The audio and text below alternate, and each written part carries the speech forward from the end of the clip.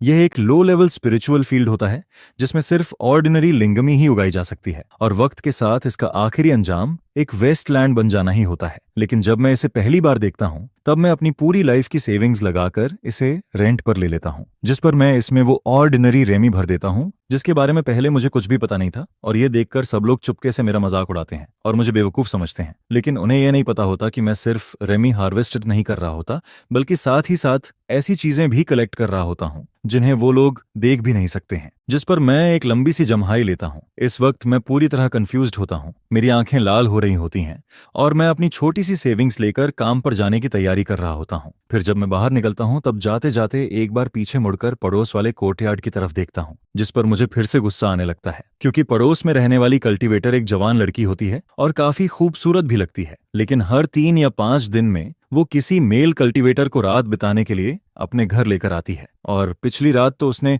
पूरी रात ही नहीं सोने दिया था। यह सोचकर मैं दांत भींच लेता हूँ और मन ही मन कसम खाता हूँ कि यहाँ के घरों की साउंड प्रूफिंग बहुत ही बेकार है, क्योंकि पिछली रात बगल वाली केव से आती हुई आवाजें मेरे खून को उल्टा बहने पर मजबूर कर देती हैं, और मेरा दिल तो लगभग केव किलन के अंदर ही बाहर निकलने वाला था, जिस पर मेरे पास पूरी रात जागने के अलावा कोई और रास्ता नहीं बचता है। फिर मैं 1000 बार अपने मन को शांत करने की कोशिश करता हूँ और खुद को समझाता रहता हूँ, लेकिन जैसे ही मुझे याद आता है कि आज भी स्पिरिचुअल फील्ड में एंडलेस काम बाकी पड़ा है, वैसे ही मेरा मूड और ज्यादा खराब होने लगता है। इस दुनिया में आए हुए मुझे लगभग 5 साल हो चुके हैं, लेकिन इसके बाद भी मेरी कल्टीवेशन अभी तक सिर्फ प्रैक्टिस की 7th लेयर पर ही अटकी हुई है। मेरी 4 नाइट्स ग्रेट स्पिरिचुअल रूट भी कोई खास नहीं होती है, जिस पर अगर मुझे कोई स्पेशल मौका नहीं मिलता तो मैं चाहे मरते दम तक प्रैक्टिस करता रहूं, फिर भी अगले लेवल तक नहीं पहुंच सकता हूं। और इसी वजह से अब मैं सेक्टी के अंदर सिर्फ 3 मदर्स स्पिरिचुअल फील्ड का एक स्पिरिचुअल फार्मर बनकर रह गया हूं। फिर आज स्पिरिचुअल राइस हार्वेस्ट का दिन भी आ जाता है, जिसका मतलब यह होता है कि ऊपर से लोग स्पिरिचुअल राइस कलेक्ट करने के लिए आने वाले हैं,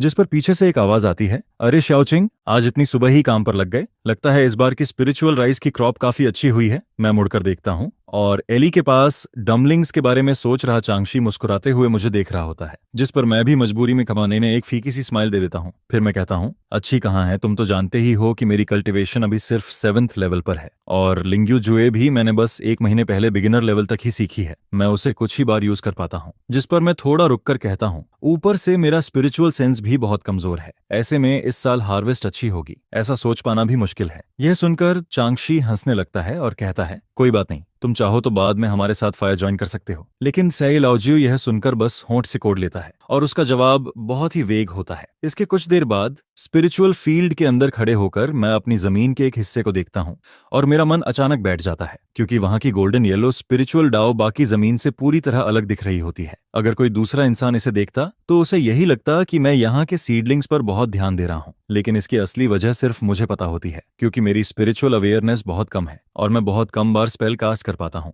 जिस पर मैं अंदर ही अंदर थोड़ा परेशान होने लगता हूँ। फिर मैं सिर हिलाता हूँ और स्पिरिचुअल राइस हार्वेस्ट करना शुरू कर देता हूँ। कुछ देर बाद मेरे शरीर का सारा मन लगभग खत्म हो जाता है और मेरी हालत किसी थके हुए कुत्ते जैसी हो जाती है, लेकिन जैसे ही मैं अपना पसीना पोंछता हूँ तभी दूर से एक मैजिक वेपन के हवा चीरते हुए आने की आवाज सुनाई देती है, जिस पर ऊपर से एक ग्रीन लीफ बोट नीचे उतरती है। फिर उसमें से डू हाइफू बाहर आता है और श्याओ चिंग को देखकर कहता है, तुमने तो काफी जल्दी सारा स्पिरिचुअल राइस कलेक्ट कर लिया, जिस पर लू हाइफू के चेहरे पर एक हल्की सी सैटिस्फाइड स्माइल आ जाती है। फिर वो अपनी कमर पर बंधे स्टोरेज बैग को थपथपाता है और उसमें से एक मैजिक वेपन निकालकर यूज करना शुरू कर देता है। इसके बाद वो स्पिरिचुअल राइस का वजन करने लगता है। 80 पाउंड स्पिरिचुअल राइस 2 दिन में हार्वेस्ट किया गया। फिर वो दूसरी तरफ देखकर कहता है, 70% क्वालिटी, यानी 196 पाउंड। लेकिन अगले ही पल उसका चेहरा बदल जाता है। फिर वो कहता है, रुको, ये सही नहीं है, पिछली सीजन के मुकाबले इसमें 50 पाउंड कम स्पिरिचुअल राइस क्यों है? जिस पर वो अपनी बुलेटिन निकालता है, उसमें कुछ चेक करता है और फिर ठंडी नजरों से मेरी तरफ देखने लगता है। मेरा दिल जोर जोर से धड़कने लगता है।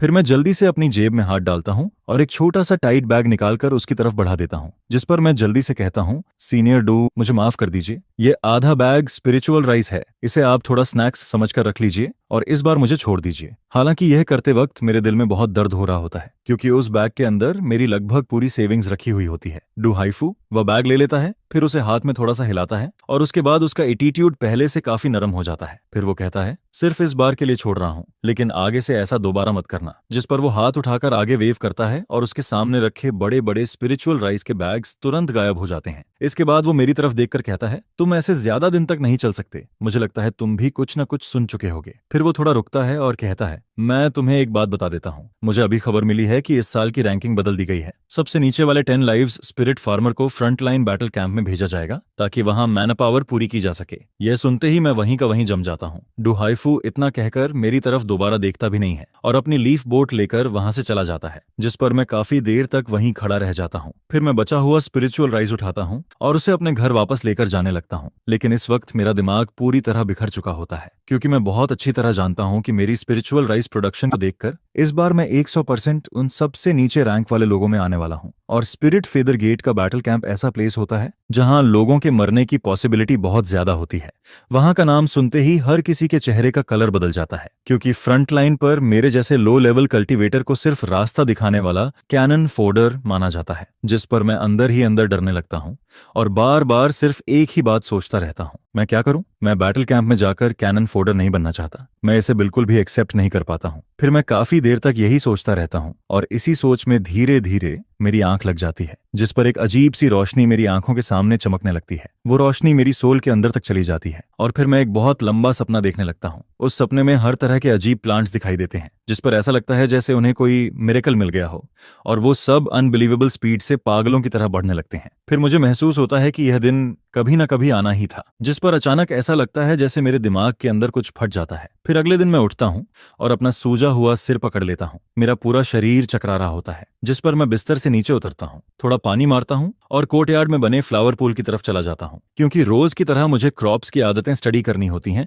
और कभी कभी रेन स्पेल की प्रैक्टिस भी करनी होती है। लेकिन जैसे ही मैं उस फ्लावर पॉन्ड की तरफ ऊपर देखकर देखता हूँ, मैं वहीं का वहीं रुक जाता हूँ, क्योंकि सामने जो दिख रहा होता है वो बहुत ज्यादा शॉकिंग होता है। फिर मैं खुद से कहता हूँ, इतना ज्यादा कैसे हो सकता है? क्या कल रात मेरी सोने की पोजीशन में कुछ गड़बड़ थी? जिस पर मैं उन 3 थॉर्न्स को लगातार घूरने लगता हूँ। फिर कई बार कंफर्म करने के बाद भी जब मुझे कुछ गलत नहीं दिखता, तब मेरा एक्साइटेड दिल और जोर से धड़कने लगता है। मैं अपने हाथ की उंगली को काटता हूँ और उसे महसूस करता हूँ। फिर मैं धीरे से कहता हूँ, यह सच में मेरी ही फिंगर है। जिस पर मैं अपनी एक्साइटमेंट को दबाता हूँ और धीरे धीरे उन 3 स्प्राउट्स के पास जाता हूँ। फिर मैं कोर्टयार्ड के बाकी सारे प्लांट्स को भी दोबारा देखने लगता हूँ। इसके बाद मैं हाथ बढ़ाता हूँ और उन 3 स्प्राउट्स को जड़ से काट देता हूँ। फिर जैसे ही मैं उन्हें उठाकर अपने पास रखता हूँ, तभी उनमें से एक ग्रीन लाइट और 2 व्हाइट लाइट निकलती हैं, जिस पर वो लाइट्स एक पल के लिए चमकती हैं और फिर तुरंत गायब हो जाती हैं। लेकिन अगले ही पल वो तीनों मेरे स्पिरिचुअल सी के अंदर 3 लीव्स बनकर दिखाई देने लगती हैं, जिस पर ग्रीन लीफ के ऊपर रिपनिंग वाला मैग्नेटिक स्ट्राइप बना होता है और दोनों व्हाइट लीव्स के ऊपर वीक माना और अल्टीमेट स्पिरिट अवेयरनेस को 5 टाइम्स बढ़ाने वाला मैग्नेटिक स्ट्राइप होता है। फिर जैसे ही मैं उनके बारे में सोचता हूँ, वो तुरंत यूज होने के लिए तैयार हो जाते हैं, जिस पर मैं ज्यादा नहीं सोचता और सीधे घर के अंदर वापस चला जाता हूँ। फिर मैं बेड पर बैठता हूँ और तुरंत वीक माना मैग्नेटिक स्ट्राइप वाली व्हाइट लीफ को यूज कर देता हूँ। अगले ही पल मेरे दंतियन के अंदर मन का एक बड़ा फ्लो फूट पड़ता है। कुछ देर बाद मैं महसूस करता हूँ कि मेरे दंतियन का मन थोड़ा बढ़ गया है और इसका इफेक्ट इतना ज्यादा होता है जितना मुझे नॉर्मली 3 महीने की मेहनत के बाद मिलता। लेकिन फिर मैं खुद को तुरंत शांत कर लेता हूँ, क्योंकि मैं जानता हूँ कि अभी मुझे ज्यादा एक्साइटेड नहीं होना चाहिए। मेरी ताकत अभी बहुत कम है, जिस पर अगर किसी और ने मेरी ये एबनॉर्मैलिटी देख ली तो मेरे लिए मुश्किल हो सकती है। इसलिए अभी धीरे धीरे और सेफली ग्रो करना ही सबसे अच्छा होता है। इसके बाद मैं कई जगह घूमकर चेक करता हूँ। फिर मुझे पता चलता है कि सिर्फ वही प्लांट्स मैग्नेटिक स्ट्राइप देते हैं जिन्हें मैंने खुद अपने हाथों से लगाया होता है। और इतना ही नहीं, मैग्नेटिक स्ट्राइप आने का चांस भी बहुत कम होता है। इस वक्त मैं जीरो फील्ड के अंदर खड़े होकर उस एकमात्र जीरो पाथ को देख रहा होता हूँ जिसके ऊपर मैग्नेटिक स्ट्राइप होता है, जिस पर मैं उसे बहुत देर तक ध्यान से देखता हूँ। लेकिन इतने देर देखने के बाद भी मुझे उसमें और बाकी जीरो पाथ में कोई फर्क नजर नहीं आता है। ये बात सच में बहुत अनबिलीवेबल लगती है। लेकिन जब मैं देखता हूँ कि आसपास कोई नहीं है, तब मैं ज्यादा नहीं सोचता। फिर मैं डिसाइड करता हूँ कि अब बाकी दोनों मैग्नेटिक स्ट्राइप्स भी यूज कर लेने चाहिए, क्योंकि कल डुहाइफू की बात सुनकर मेरे अंदर बहुत ज्यादा अर्जेंसी आ गई थी। मैं किसी हालत में फ्रंटलाइन बैटल कैंप में जाकर बेकार में मरना नहीं चाहता हूँ। जिस पर मैं सोचता हूँ कि पहले इस आधे एकड़ वाले जीरो पाथ पर ट्राई करके देखता हूँ कि इसका इफेक्ट कितना होता है। फिर मैं एक गहरी सांस लेता हूँ, मेरा दिमाग चलता है और मैं डिस्ट्रक्शन वाला इफेक्ट और अल्टीमेट जीरो रेन सेंस दोनों को यूज कर देता हूँ। इसके बाद मैं हाथ में स्पेल बनाता हूँ और आधे एकड़ वाले जीरो पाथ की तरफ इशारा करता हूँ, जिस पर आसमान में उसके ऊपर जल्दी से एक ग्रे स्पिरिचुअल क्लाउड बनने लगता है। फिर कुछ ही देर में वो बादल पूरे आधे एकड़ वाले जीरो फील्ड को कवर कर लेता है। इसके बाद उस क्लाउड से लगातार जीरो रेन गिरने लगती है और उसके अंदर क्रशिंग इफेक्ट भी होता है। यह अल्टीमेट जीरो रेन सच में लो लेवल जीरो रेन ज्यू से पूरी तरह अलग होती है, जिस पर मैं उसके अंदर 10 मैजिक स्टोन्स जैसी फीलिंग महसूस करता हूँ और इतनी रेयर अपॉर्चुनिटी मिलने पर उसे बहुत ज्यादा वैल्यू देता हूँ। हालांकि थोड़ी ही देर में मेरा माना ऑलमोस्ट खत्म हो जाता है, लेकिन फिर भी यह ऐसी चीज होती है जिसके बारे में पहले मैं सोच भी नहीं सकता था। अल्टीमेट जीरो रेन तो बहुत दूर की बात थी। इसके बाद मैं धीरे धीरे उठता हूँ और रेन का इफेक्ट देखने लगता हूँ। फिर सिर्फ आधा दिन ही गुजरता है और उस आधे एकड़त वाले जीरो पाथ की ग्रोथ आंखों से साफ दिखाई देने लगती है, जिस पर वो तेजी से ऊपर बढ़ने लगता है और उसकी हाइट लगभग मेरे सीने तक पहुंच जाती है। यह स्पीड देखकर मैं जोर से सांस खींच लेता हूँ। फिर मैं मन ही मन हिसाब लगाता हूँ कि अगर इसी स्पीड से ग्रोथ होती रही तो कल सुबह तक मैं जीरो राइस हार्वेस्ट कर पाऊंगा। और सच में जब मैं अगली सुबह दोबारा जीरो फील्ड में पहुंचता हूं तब वो आधा एकड़ वाला जीरो राइस पूरी तरह पक चुका होता है। इतना ही नहीं, उस आधे एकड़ की जीरो राइस की क्वांटिटी भी पहले के मुकाबले लगभग 20% बढ़ चुकी होती है। फिर देखते ही देखते आधा महीना गुजर जाता है, जिस पर मैं अपने ओरिजिनल 3 एकड़ वाले जीरो फील्ड का काम खत्म करता हूं और फिर है क्रॉसिंग के डिप्टी सुपरवाइजर के पास चला जाता हूं। फिर मैं उसके पास वाले बाकी 2 एकड़ जीरो फील्ड भी रेंट पर ले लेता हूं। अब मेरे पास सिर्फ एक आखिरी चांस बचा होता है और इस दौरान मुझे अल्टीमेट जीरो रेन यूज करने का काफी एक्सपीरियंस भी हो जाता है, जिस पर अब मुझे पूरा भरोसा होने लगता है कि अगर दूसरी व्हाइट लीफ यूज ना भी करनी पड़े तब भी मैं खुद अल्टीमेट जीरो रेन कास्ट कर सकता हूं। फिर मैं आधे महीने से भी ज्यादा वक्त तक लगातार बिजी रहता हूं और अब लगभग पूरे 5 एकड़ वाले जीरो फील्ड का काम पूरा हो चुका होता है। अब बस अगले हार्वेस्ट का इंतजार बचा होता है। लेकिन तभी मुझे दूर से 2 कल्टीवेटर मेरी तरफ आते हुए दिखाई देते हैं, जिस पर मैं जल्दी से अपना बैग नीचे रख देता हूं और सामने वाले को रिस्पेक्ट के साथ बो करता हूं। फिर मैं कहता हूं, लॉन्ग डाउयू। मेरे सामने खड़ा लॉन्ग सरनेम वाला कल्टीवेटर पेनाहू एरिया का इकलौता लेट स्टेज कल्टीवेटर होता है। कुछ साल पहले ही उसने प्रैक्टिस की 8th फ्लोर तक ब्रेक थ्रू किया था और उसके साथ खड़ी फीमेल कल्टीवेटर कोई और नहीं बल्कि मेरी पड़ोसन ली आनली होती है, जिस पर उन्हें साथ देखकर मैं मन ही मन लंबी सांस लेता हूं, क्योंकि ऐसा लग रहा होता है कि आज रात फिर से कुछ ना कुछ होने वाला है। फिर मैं तुरंत डिसाइड कर लेता हूं कि अब सबसे पहले मुझे एक साउंड प्रूफ मैजिक सर्कल खरीदना होगा, जिस पर मैं बिना देर किए सीधे एक शॉप की तरफ चला जाता हूं। शॉपकीपर की कल्टीवेशन प्रैक्टिस की 6th फ्लोर पर होती है, जिस पर जब वो मेरे जैसे लो लेवल कल्टीवेटर को देखता है तब भी उसके चेहरे पर एक प्रोफेशनल स्माइल बनी रहती है और वो बड़े एंथुजियाज्म के साथ मुझसे कहता है, तो तुम जीरो राइस बेचने आए हो, अंदर आओ, अंदर बैठकर बात करते हैं। फिर मैं उसके पीछे पीछे बैकयार्ड में चला जाता हूं, जिस पर शॉपकीपर सिर हिलाता है और अपने आदमी को जीरो राइस चेक करने के लिए कहता है। कुछ देर बाद उसका आदमी कहता है, कुल मिलाकर 108 पाउंड जीरो राइस है।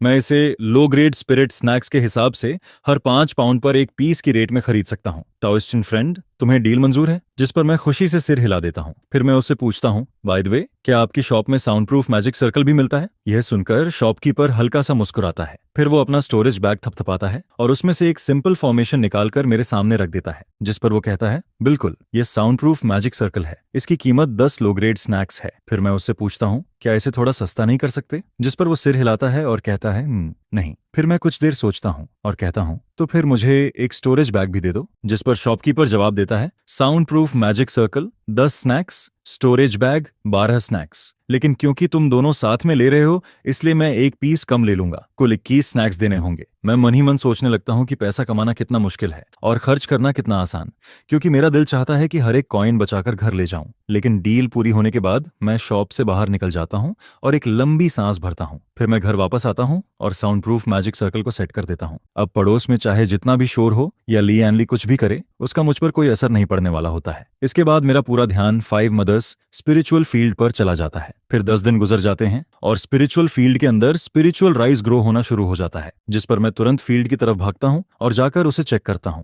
फिर एक नजर में ही मुझे ग्रीन राइस फील्ड के अंदर 4 थॉर्न्स चमकते हुए दिखाई देते हैं, जिस पर मैं तुरंत समझ जाता हूं कि नए थॉर्न्स निकल आए हैं। फिर मेरे चेहरे पर खुशी साफ दिखाई देने लगती है। उनमें से 2 तो वीक मना वाले होते हैं, लेकिन बाकी 2 नए थॉर्न्स होते हैं। पहला होता है एल्फ राइस थॉर्न बार, क्वाशु ज्यू मल्टीप्लायर 5, सक्सेस रेट 12% और दूसरा होता है mother thin tooth rice multiplier 10%, जिस पर मुझे थोड़ा अफसोस होता है क्योंकि इस बार मुझे ज्यादा थॉर्न्स नहीं मिले। फिर मेरा ध्यान क्वाशु ज्यू पर जाता है। यह भी एक स्पिरिचुअल स्पेल होती है। अगर इसे special medium type magic weapon के साथ यूज किया जाए तो स्पिरिचुअल अवेयरनेस की मदद से हर तरह की प्रोटेक्टिंग स्पिरिट्स को बहुत जल्दी हटाया जा सकता है। लेकिन यह स्पेल सीखना काफी मुश्किल होता है, जिस पर इसे सीखना स्पिरिचुअल अवेयरनेस की प्रैक्टिस से भी ज्यादा हार्ड माना जाता है। इसके बाद मेरा ध्यान आखिरी थॉर्न पर जाता है। थिन टूथ राइस नाम मुझे थोड़ा फेमिलियर लगता है, जैसे मैंने इसे कहीं पहले देखा हो। फिर मैं कुछ देर सोचता हूँ लेकिन मुझे याद नहीं आता, जिस पर अचानक मेरे दिमाग में एक आइडिया आता है और मुझे याद आ जाता है कि थिन टूथ राइस आखिर है क्या। ये एक लो ग्रेड स्पिरिचुअल राइस होती है, लेकिन इसकी क्वालिटी इतनी ज्यादा होती है कि इसके अंदर मौजूद ऑरा नॉर्मल एल्फ राइस से 5 गुना ज्यादा होती है, और इसी वजह से बॉडी कल्चरेशन करने वाले कल्टीवेटर इसे बहुत पसंद करते हैं। लेकिन इसे उगाना आसान नहीं होता, क्योंकि इसके लिए इंटरमीडिएट स्पिरिचुअल अवेयरनेस चाहिए होती है ताकि स्पिरिचुअल वेन्स की एनर्जी को लगातार चलाया जा सके। इसके साथ साथ इसे लंबे समय तक मेंटेन करना पड़ता है और इसका ग्रोथ साइकिल भी बहुत लंबा होता है, जिस पर सबसे खराब क्वालिटी वाली थिन टूथ राइस को भी पकने में पूरे 2 साल लग जाते हैं और इसकी क्वांटिटी भी काफी कम होती है। इसी वजह से इसकी कीमत नॉर्मल एल्फ राइस से 10 गुना ज्यादा होती है, जिस पर मैं समझ जाता हूं कि यह थिन टूथ राइस का सीड है। लेकिन अभी मेरे सामने सबसे जरूरी काम इन 5 एकड़स वाले स्पिरिचुअल फील्ड को संभालना होता है, क्योंकि 3 महीने बाद फिर से हार्वेस्ट का टाइम आने वाला है और वही मेरे लिए असली टेस्ट होने वाला होता है। इसके तुरंत बाद मैं बहुत ध्यान से सारे वीड्स साफ करता हूँ। फिर मैं अपनी बची हुई आखिरी इंटरमीडिएट स्पिरिचुअल अवेयरनेस भी यूज कर देता हूँ। फिर 1 महीना गुजर जाता है, जिस पर मैं अपने ऊपर वुमू स्पिरिचुअल फील्ड के ऊपर बने स्पिरिचुअल क्लाउड्स को देखता हूँ और मेरे चेहरे पर खुशी आ जाती है, क्योंकि अब फ्यूचर में चाहे मुझे यह थर्न ना भी मिले, फिर भी मैं अकेले इंटरमीडिएट स्पिरिचुअल अवेयरनेस कास्ट कर सकता हूँ। इसके बाद 2 महीने से ज्यादा वक्त गुजर जाता है और स्पिरिचुअल राइस पूरी तरह पक जाती है। फिर मैं उन चारों स्पिरिचुअल थॉर्न्स को कलेक्ट करता हूँ, जिस पर मेरे स्पिरिचुअल सी के अंदर एक के बाद एक करके 4 व्हाइट लीव्स दिखाई देने लगती हैं। इसके कुछ समय बाद डू हाइफू की निगरानी में बाकी सारे स्पिरिचुअल फार्मर भी स्पिरिचुअल राइस हार्वेस्ट करना शुरू कर देते हैं, जिस पर मैं भी जल्दी जल्दी स्पिरिचुअल राइस काटना शुरू कर देता हूँ। फिर मैं पूरा दिन काम करता हूँ और आखिर में स्पिरिचुअल राइस के 8 बड़े बैग्स भर देता हूँ, जिस पर डू हाइफू वजन करके कहता है कुल 820 पाउंड स्पिरिचुअल राइस। इसमें से 70% जमा करना होगा, यानी कुल 574 पाउंड। फिर जैसे ही उसकी बात खत्म होती है, उसी वक्त आसमान में एक बहुत बड़ी दारमा बोट दिखाई देती है, जिस पर वो हवा को चीरते हुए नीचे आती है और हिल के बीच में आकर रुक जाती है। फिर उस दारमा बोट के आगे ब्लू रोब पहने एक बूढ़ा आदमी खड़ा दिखाई देता है। उसका चेहरा बहुत सख्त होता है, जिस पर डू हाइफू तुरंत आगे बढ़ता है और रिस्पेक्ट के साथ बाव करके कहता है, एंशिएंट प्लांटर, आपकी इंस्ट्रक्शंस के हिसाब से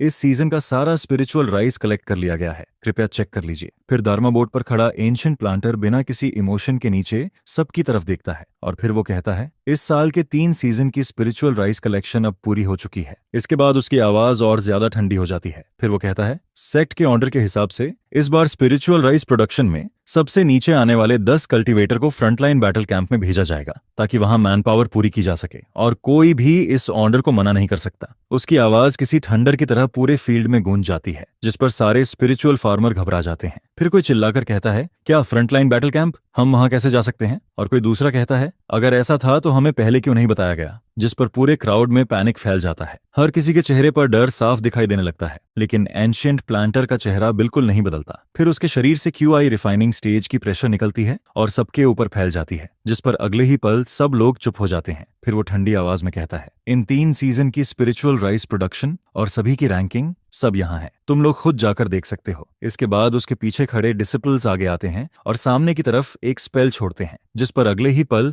सारे स्पिरिचुअल फार्मर के ऊपर आसमान में एक बहुत बड़ा लाइट स्क्रीन दिखाई देने लगता है और उसके ऊपर सभी के नाम सबसे ज्यादा से लेकर सबसे कम तक एक एक करके दिखाई देने लगते हैं। फिर उसके नीचे हर सीजन की एग्जैक्ट प्रोडक्शन भी दिखाई देने लगती है, जिस पर मैं जल्दी से ऊपर देखता हूँ। फिर कुछ ही देर बाद मुझे अपना नाम दिखाई देता है। मेरा नाम 156वें रैंक पर होता है, जिस पर मैं एक लंबी सांस छोड़ देता हूँ, क्योंकि आखिरकार रैंकिंग आ चुकी होती है और इतने वक्त से जो डर मेरे दिल में था वो भी आखिरकार खत्म हो जाता है। फिर एंशिएंट प्लांटर सबकी तरफ देखकर कहता है, मुझे लगता है तुम सबने अपनी रैंकिंग साफ साफ देख ली होगी। आखिरी के 10 लोग तुरंत बोट पर चढ़ो और मेरे साथ चलो। यह सुनते ही जिन 10 स्पिरिचुअल फार्मर का नाम नीचे होता है, उनके चेहरे तुरंत उतर जाते हैं, जिस पर उनका दिल पूरी तरह टूट जाता है, क्योंकि वो जानते हैं कि उनका इंतजार एक बहुत cruel front line battle camp कर रहा है। फिर एंशिएंट प्लांटर दोबारा कहता है, बाकी लोग मेहनत करते रहो, क्योंकि अगले साल सेक्ट ने नया ऑर्डर दिया है। इसके बाद उसकी आवाज और ठंडी हो जाती है। फिर वो कहता है, अगली बार बैटल कैंप में भेजे जाने वाले लोग नीचे से 30 रैंक वाले कल्टीवेटर होंगे। उसकी यह बात काफी देर तक सबके कानों में गूंजती रहती है, जिस पर मैं समझ जाता हूँ कि अगले साल इन स्पिरिचुअल फार्मर के बीच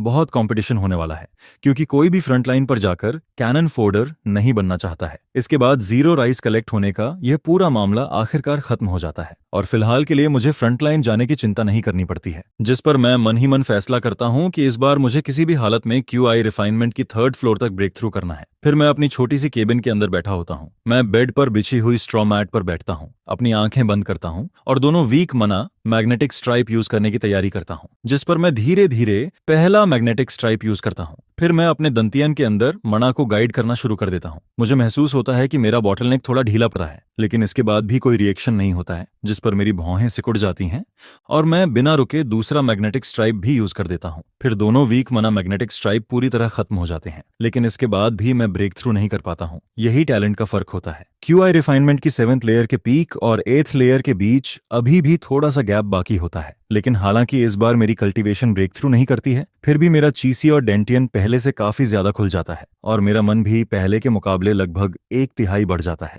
जिस पर मैं मन ही मन सोचता हूं कि मेरी करंट टैलेंट के साथ अगर मैग्नेटिक स्ट्राइप की हेल्प ना मिले तो आगे बढ़ना बहुत मुश्किल होने वाला है। फिर कुछ समय बाद मैं लियो चांग की शॉप पर पहुंचता हूं। हमेशा की तरह उसके चेहरे पर वही फ्रेंडली स्माइल होती है, जिस पर वो मुझे देखकर कहता है, चिंदाओयू, पुराने रूल्स, ये रहे तुम्हारे 44 स्नैक्स, और अगर तुम्हें इस शॉप से कुछ खरीदना हो तो देख सकते हो। मैं पहले से ही तैयार होता हूँ। फिर मैं अपनी जेब से एक ड्राइंग निकालता हूँ और उसे लियो चांग को दे देता हूँ, जिस पर मैं उससे कहता हूँ, मैं ऐसा एक छोटा बेल बनवाना चाहता हूँ, क्या यह पॉसिबल है? यह सुनकर लियो चांग तुरंत सिर हिलाता है और कहता है, बिल्कुल किंडाओयो, ये शायद एक स्पेशल स्पिरिट टूल है जो एनिमल रिपेलिंग के लिए यूज होती है। इसे लो ग्रेड मैजिक वेपन की कैटेगरी में बनाया जा सकता है। फिर वो कहता है, इसकी कीमत 10 स्नैक्स होगी। अगर इसे एनिमल रेपलिंग स्पेल के साथ यूज किया जाए तो इसकी आवाज खुद ही बढ़ जाती है। यह सुनकर मैं थोड़ा हैरान हो जाता हूँ, क्योंकि मुझे लगा था कि इसकी कीमत इससे कहीं ज्यादा होगी, जिस पर मैं पूछता हूँ, इतना सस्ता? फिर लियो चांग हल्का सा हंसता है और कहता है, क्विंडाओयू, तुम्हें पता नहीं है, इस चीज की असली वैल्यू इसकी स्पेल मास्टरी में है। ये बेल तो सिर्फ एक सहारा है। इसके बाद वो मुझे देखकर कहता है, लेकिन मैं तुम्हें पहले ही बता देता हूँ, यह एनिमल रेपलिंग स्पेल सीखना बहुत मुश्किल है। मैं उसकी बात समझ जाता हूँ। सीधी बात यह होती है कि कोई इसे खरीदता ही नहीं है, क्योंकि अगर तुम स्पेल नहीं सीख पाए तो ये स्पेशल स्पिरिट बेल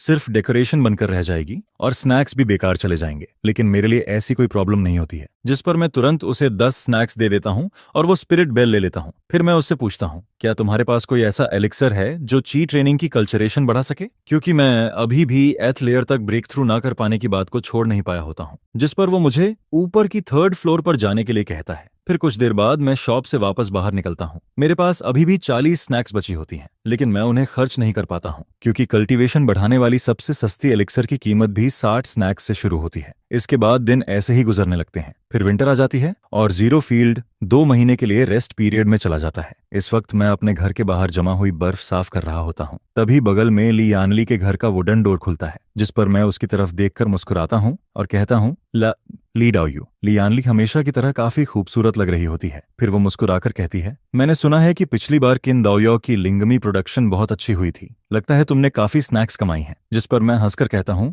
नहीं नहीं, ये सब बस लक था। फिर मैं वापस घर के अंदर जाने लगता हूँ, लेकिन तभी ली यानली पीछे से फिर कहती है, क्विंडाओयू, 1 मिनट रुकिए। जिस पर मैं मुड़कर उसकी तरफ देखता हूँ। उसके चेहरे पर थोड़ी सी शाइनेस दिखाई दे रही होती है। फिर वो धीरे से कहती है, कुछ दिन पहले मेरे घर से बहुत ज्यादा आवाज आ रही थी, शायद उससे तुम्हारी नींद डिस्टर्ब हुई होगी। अगर तुम्हें बुरा ना लगे तो क्या तुम मेरे घर अंदर आना चाहोगे? मैं तुम्हें फ्री में। यह सुनते ही मैं पूरी तरह शॉक हो जाता हूँ, जिस पर मेरा चेहरा तुरंत लाल हो जाता है। सच कहूं तो मैं अपनी पूरी ताकत से खुद को कंट्रोल कर रहा होता हूँ, लेकिन ऐसी टेम्पटेशन के सामने कौन शांत रह सकता है? जिस पर मैं मन ही मन खुद से कहता हूँ, शांत रहो, मुझे शांत रहना होगा। फिर मैं सोचने लगता हूँ कि शायद ली एनली को मुझ में नहीं बल्कि मेरी पॉकेट में रखी स्नैक्स में इंटरेस्ट है, और ये सोचते ही मेरा टाई हार्ट फिर से हिलने लगता है। लेकिन तभी मेरे दिमाग में एक और आवाज आती है, वो late stage 8th floor cultivator है, तुम उससे पंगा नहीं ले सकते, इसे भूल जाओ। जिस पर मैं अगले ही पल पूरी तरह शांत हो जाता हूँ। फिर मैं उसकी तरफ देखकर कहता हूँ, तुम्हारी काइंडनेस के लिए धन्यवाद, लेकिन मैं कुछ दिन पहले स्पिरिचुअल फील्ड गया था और पिछले 2 दिनों से मेरी कमर में बहुत दर्द हो रहा है। यह कहकर मैं बिना पीछे देखे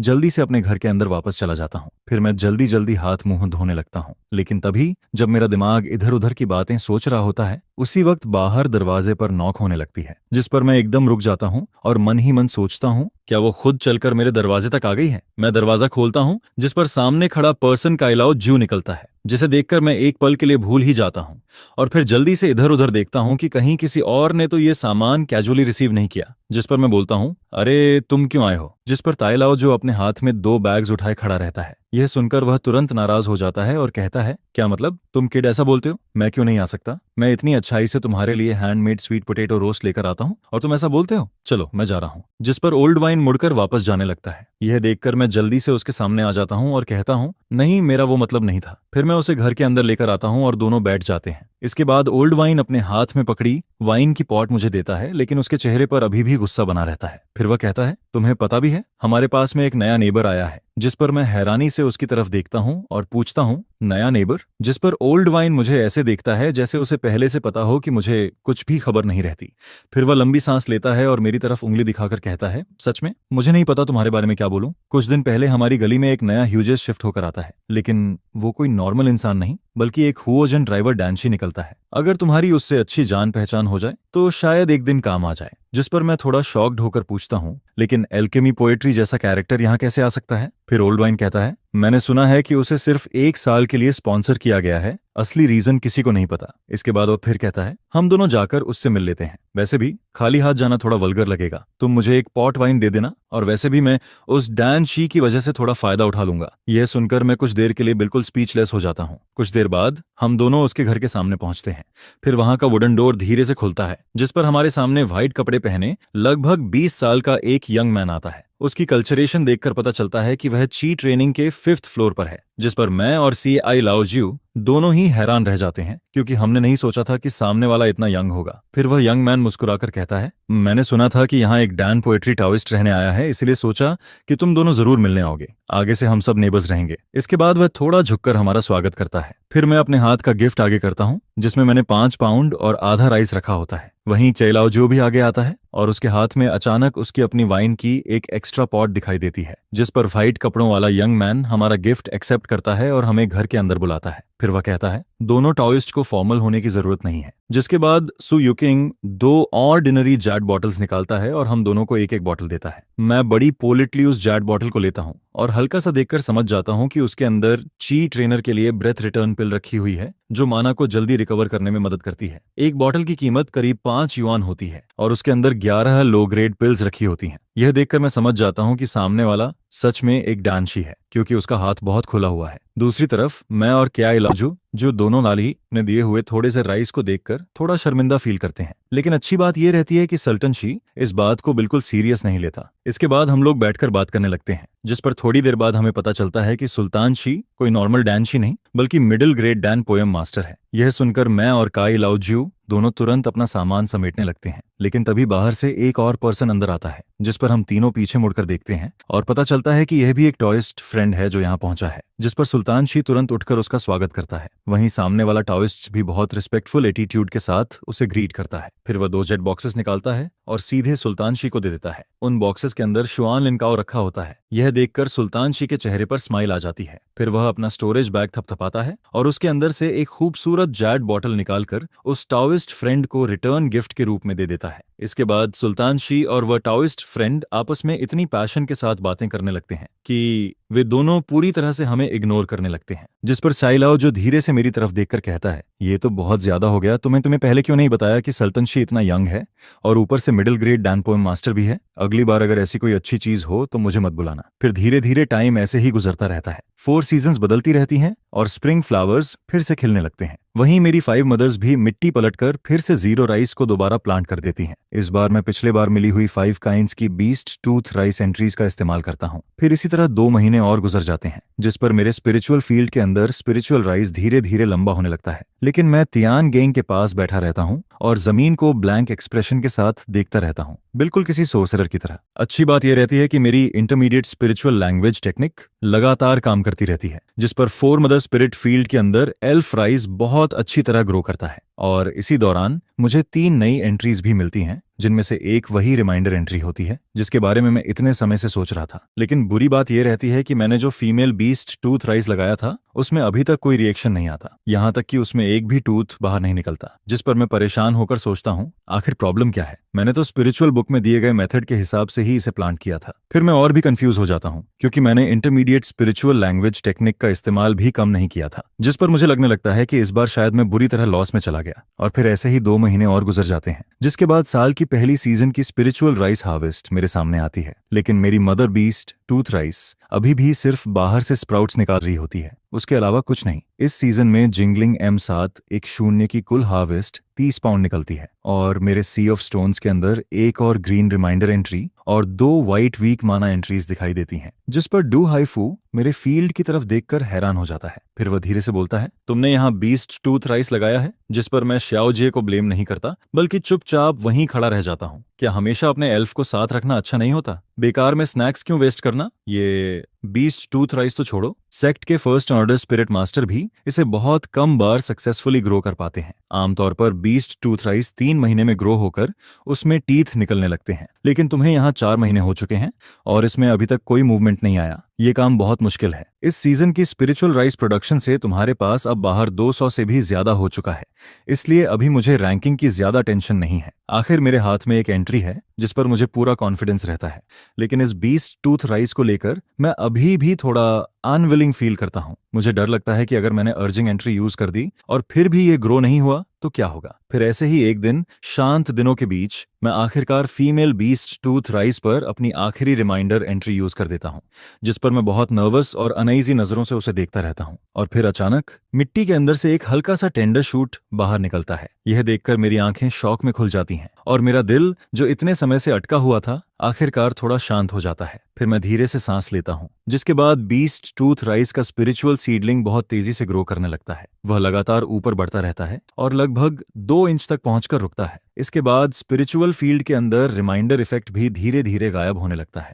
जिस पर बीस्ट टूथ राइस की वह डरावनी स्पीड भी रुक जाती है। ऐसा लगता है कि स्पिरिट क्वालिटी जितनी ज्यादा हाई होती है, उतनी ही ज्यादा अर्जिंग एंट्रीज की जरूरत पड़ती है। इसलिए इस बार मैं सिर्फ धीरे धीरे वेट कर सकता हूँ। वैसे भी बीस्ट टूथ राइस को मैच्योर होने में कम से कम 3 साल लगते हैं। अगर बीच में लकी होकर कोई रिमाइंडर एंट्री मिल जाए और उससे पहले ही एनिमल टूथ राइस की एक बैच हार्वेस्ट हो जाए तो ठीक है, वरना ये जर्मिनेट तक नहीं करता और मुझे लगने लगता है कि शायद सीड्स ही खराब थे। लेकिन अब मेरे अंदर थोड़ा एक्सपेक्टेशन भी बनने लगता है। आखिर इस स्पिरिचुअल बीस्ट टूथ राइस में कैसी एंट्रीज रिफ्रेश होंगी, जिस पर मैं स्पिरिचुअल फील्ड की तरफ देखता हूँ और वहां 3 नई एंट्रीज दिखाई देती हैं। Name beast tooth rice entry, advanced spiritual language awareness multiplied by 5, multiplier 7%, famous vehicle beast tooth rice entry, quality improvement multiplied by 1, multiplier degree 5%, famous vehicle beast tooth rice entry. यह देखकर मैं excitement से भर जाता हूँ। 10 दिन बाद तियानजाओ शान के म्यूजिकल इंस्ट्रूमेंट हॉल में डू हाईफू मेरे स्पिरिचुअल फील्ड को ब्लैंक होकर देखता रहता है। फिर वह बार बार उसे चेक करता है, जिस पर उसकी नजर स्पिरिचुअल फील्ड के अंदर उगे हुए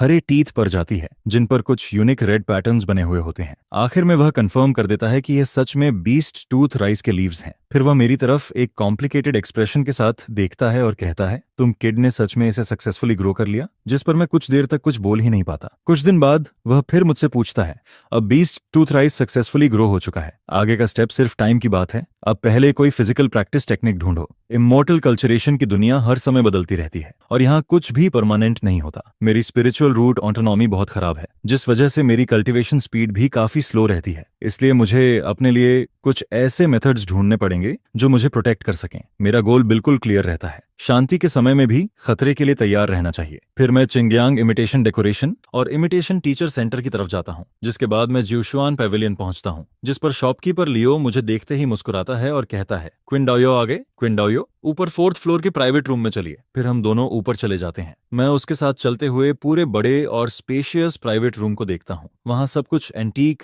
एलिगेंट और हाई एंड लगता है। ये देखकर मैं थोड़ा सरप्राइज्ड होता हूँ, लेकिन इसके बाद भी मैं हमेशा की तरह 2 बड़े बैग्स एल्फ राइस के निकालता हूँ और उसके सामने रख देता हूँ। फिर मैं कहता हूँ, ओल्ड रूल, 2 बैग्स। शॉपकीपर, आप इसे रख लीजिए। जिस पर शॉपकीपर लियो हल्का सा मुस्कुराता है। फिर वह कहता है, 2 बैग्स गोल्डन स्पिरिट राइस, कुल 10 पाउंड। किंडाओयो, यहाँ 70 स्नैक्स हैं, आप इन्हें मित्साओ रख लीजिए। यह सुनकर मैं थोड़ा फ्रॉन करता हूँ और कहता हूँ, इतने ज्यादा स्नैक्स क्यों? शॉपकीपर, इसका क्या मतलब है? जिस पर शॉपकीपर लियो धीरे से बोलता है, हाल ही में प्राइसेस बढ़ने वाले हैं, बस अगले 2 दिन में।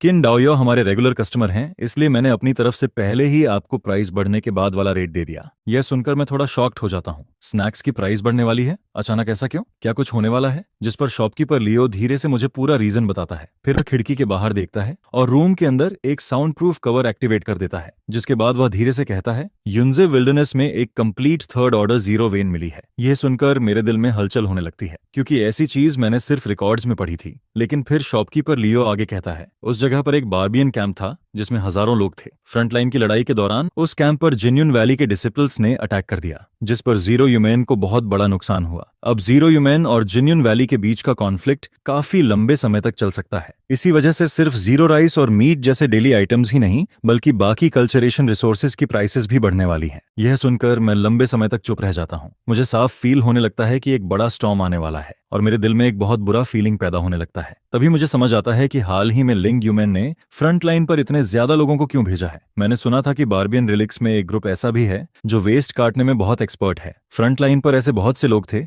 जिन्होंने जीरो फीदर गेट के कई रूम्स को तोड़ दिया और फिर पता नहीं कहां चले गए। इतनी सारी खबरें सुनकर मुझे लगने लगता है कि शॉपकीपर लियो का बैकग्राउंड शायद बहुत बड़ा है, क्योंकि कल्चरेशन वर्ल्ड के अपर लेवल की खबर भी उसे पहले से पता चल जाती है। और फिर मैं मन ही मन सोचता हूँ कि उसके साथ अच्छे रिलेशन रखना शायद बुरी बात नहीं होगी। फिर मैं उसकी तरफ देखकर कहता हूँ, थैंक यू शॉपकीपर लियो, आपने मुझे ये सब बता दिया, लेकिन क्या और भी कुछ है? मेरे दोस्त सच में बहुत लोकी हैं। फिर वह थोड़ा रुककर कहता है, 2 साल बाद जब यह पूरी तरह रिप हो जाए, तब अगर तुम इसे हमारी दुकान को बेचना चाहो तो हम मार्केट प्राइस से 10% ज्यादा देकर खरीदेंगे। यह सुनकर मैं थोड़ा हैरान हो जाता हूँ। मुझे यहाँ आए अभी ज्यादा दिन भी नहीं हुए और सामने वाला तो यह तक जानता है शॉपकीपर लियो सच में बहुत पावरफुल है। लिनतियान की ज्योग्राफी भी उससे कुछ नहीं छिपा सकती। लेकिन मैं तुरंत हाँ नहीं करता, क्योंकि यामी फिर से इन्फ्यूज्ड जरूर हुआ है, लेकिन मैं यह गारंटी नहीं दे सकता कि 2 साल बाद मैं इसे मैच्योर करके हार्वेस्ट कर पाऊंगा। जिस पर मैं मन ही मन सोचता हूं कि वह सिर्फ स्नैक्स में 20 या 30 युआन ज्यादा देकर मेरे यामी चैनल को सीधे खरीदना चाहता है। जैसा उम्मीद थी, शराब से पैसा बनाने वाले लोग सच में बहुत चालाक होते हैं। फिर शॉपकीपर लियो कहता है, अगर तुम्हारे पास कोई और कंडीशन हो तो वह भी बोल सकते हो। इसके बाद वह मेरी तरफ देखकर कहता है, तुम अभी यंग हो और स्पिरिचुअल मैटर में इतना कुछ कर चुके हो, यह भी एक तरह का टैलेंट है, आगे चलकर हार्वेस्ट होना तय है। फिर मैं कुछ देर सोचता हूँ और पूछता हूँ, क्या आपके पास कोई चेन एक्सरसाइज सेल के लिए है? यह सुनकर शॉपकीपर लियो थोड़ा मुस्कुराता है और कहता है, टॉयस्ट फ्रेंड, तुम्हारी सोच तो काफी आगे तक जा रही है। जिस पर वह सीधे कई सेट्स निकालता है और एक एक करके मुझे दिखाने लगता है। पहला है 9 टर्न रिटर्न यांग पैलेस। यह top level chain body technique है। इससे सीधा चेन स्टेज तक कल्चरेशन की जा सकती है। इसमें बॉडी स्टील जैसी बन जाती है।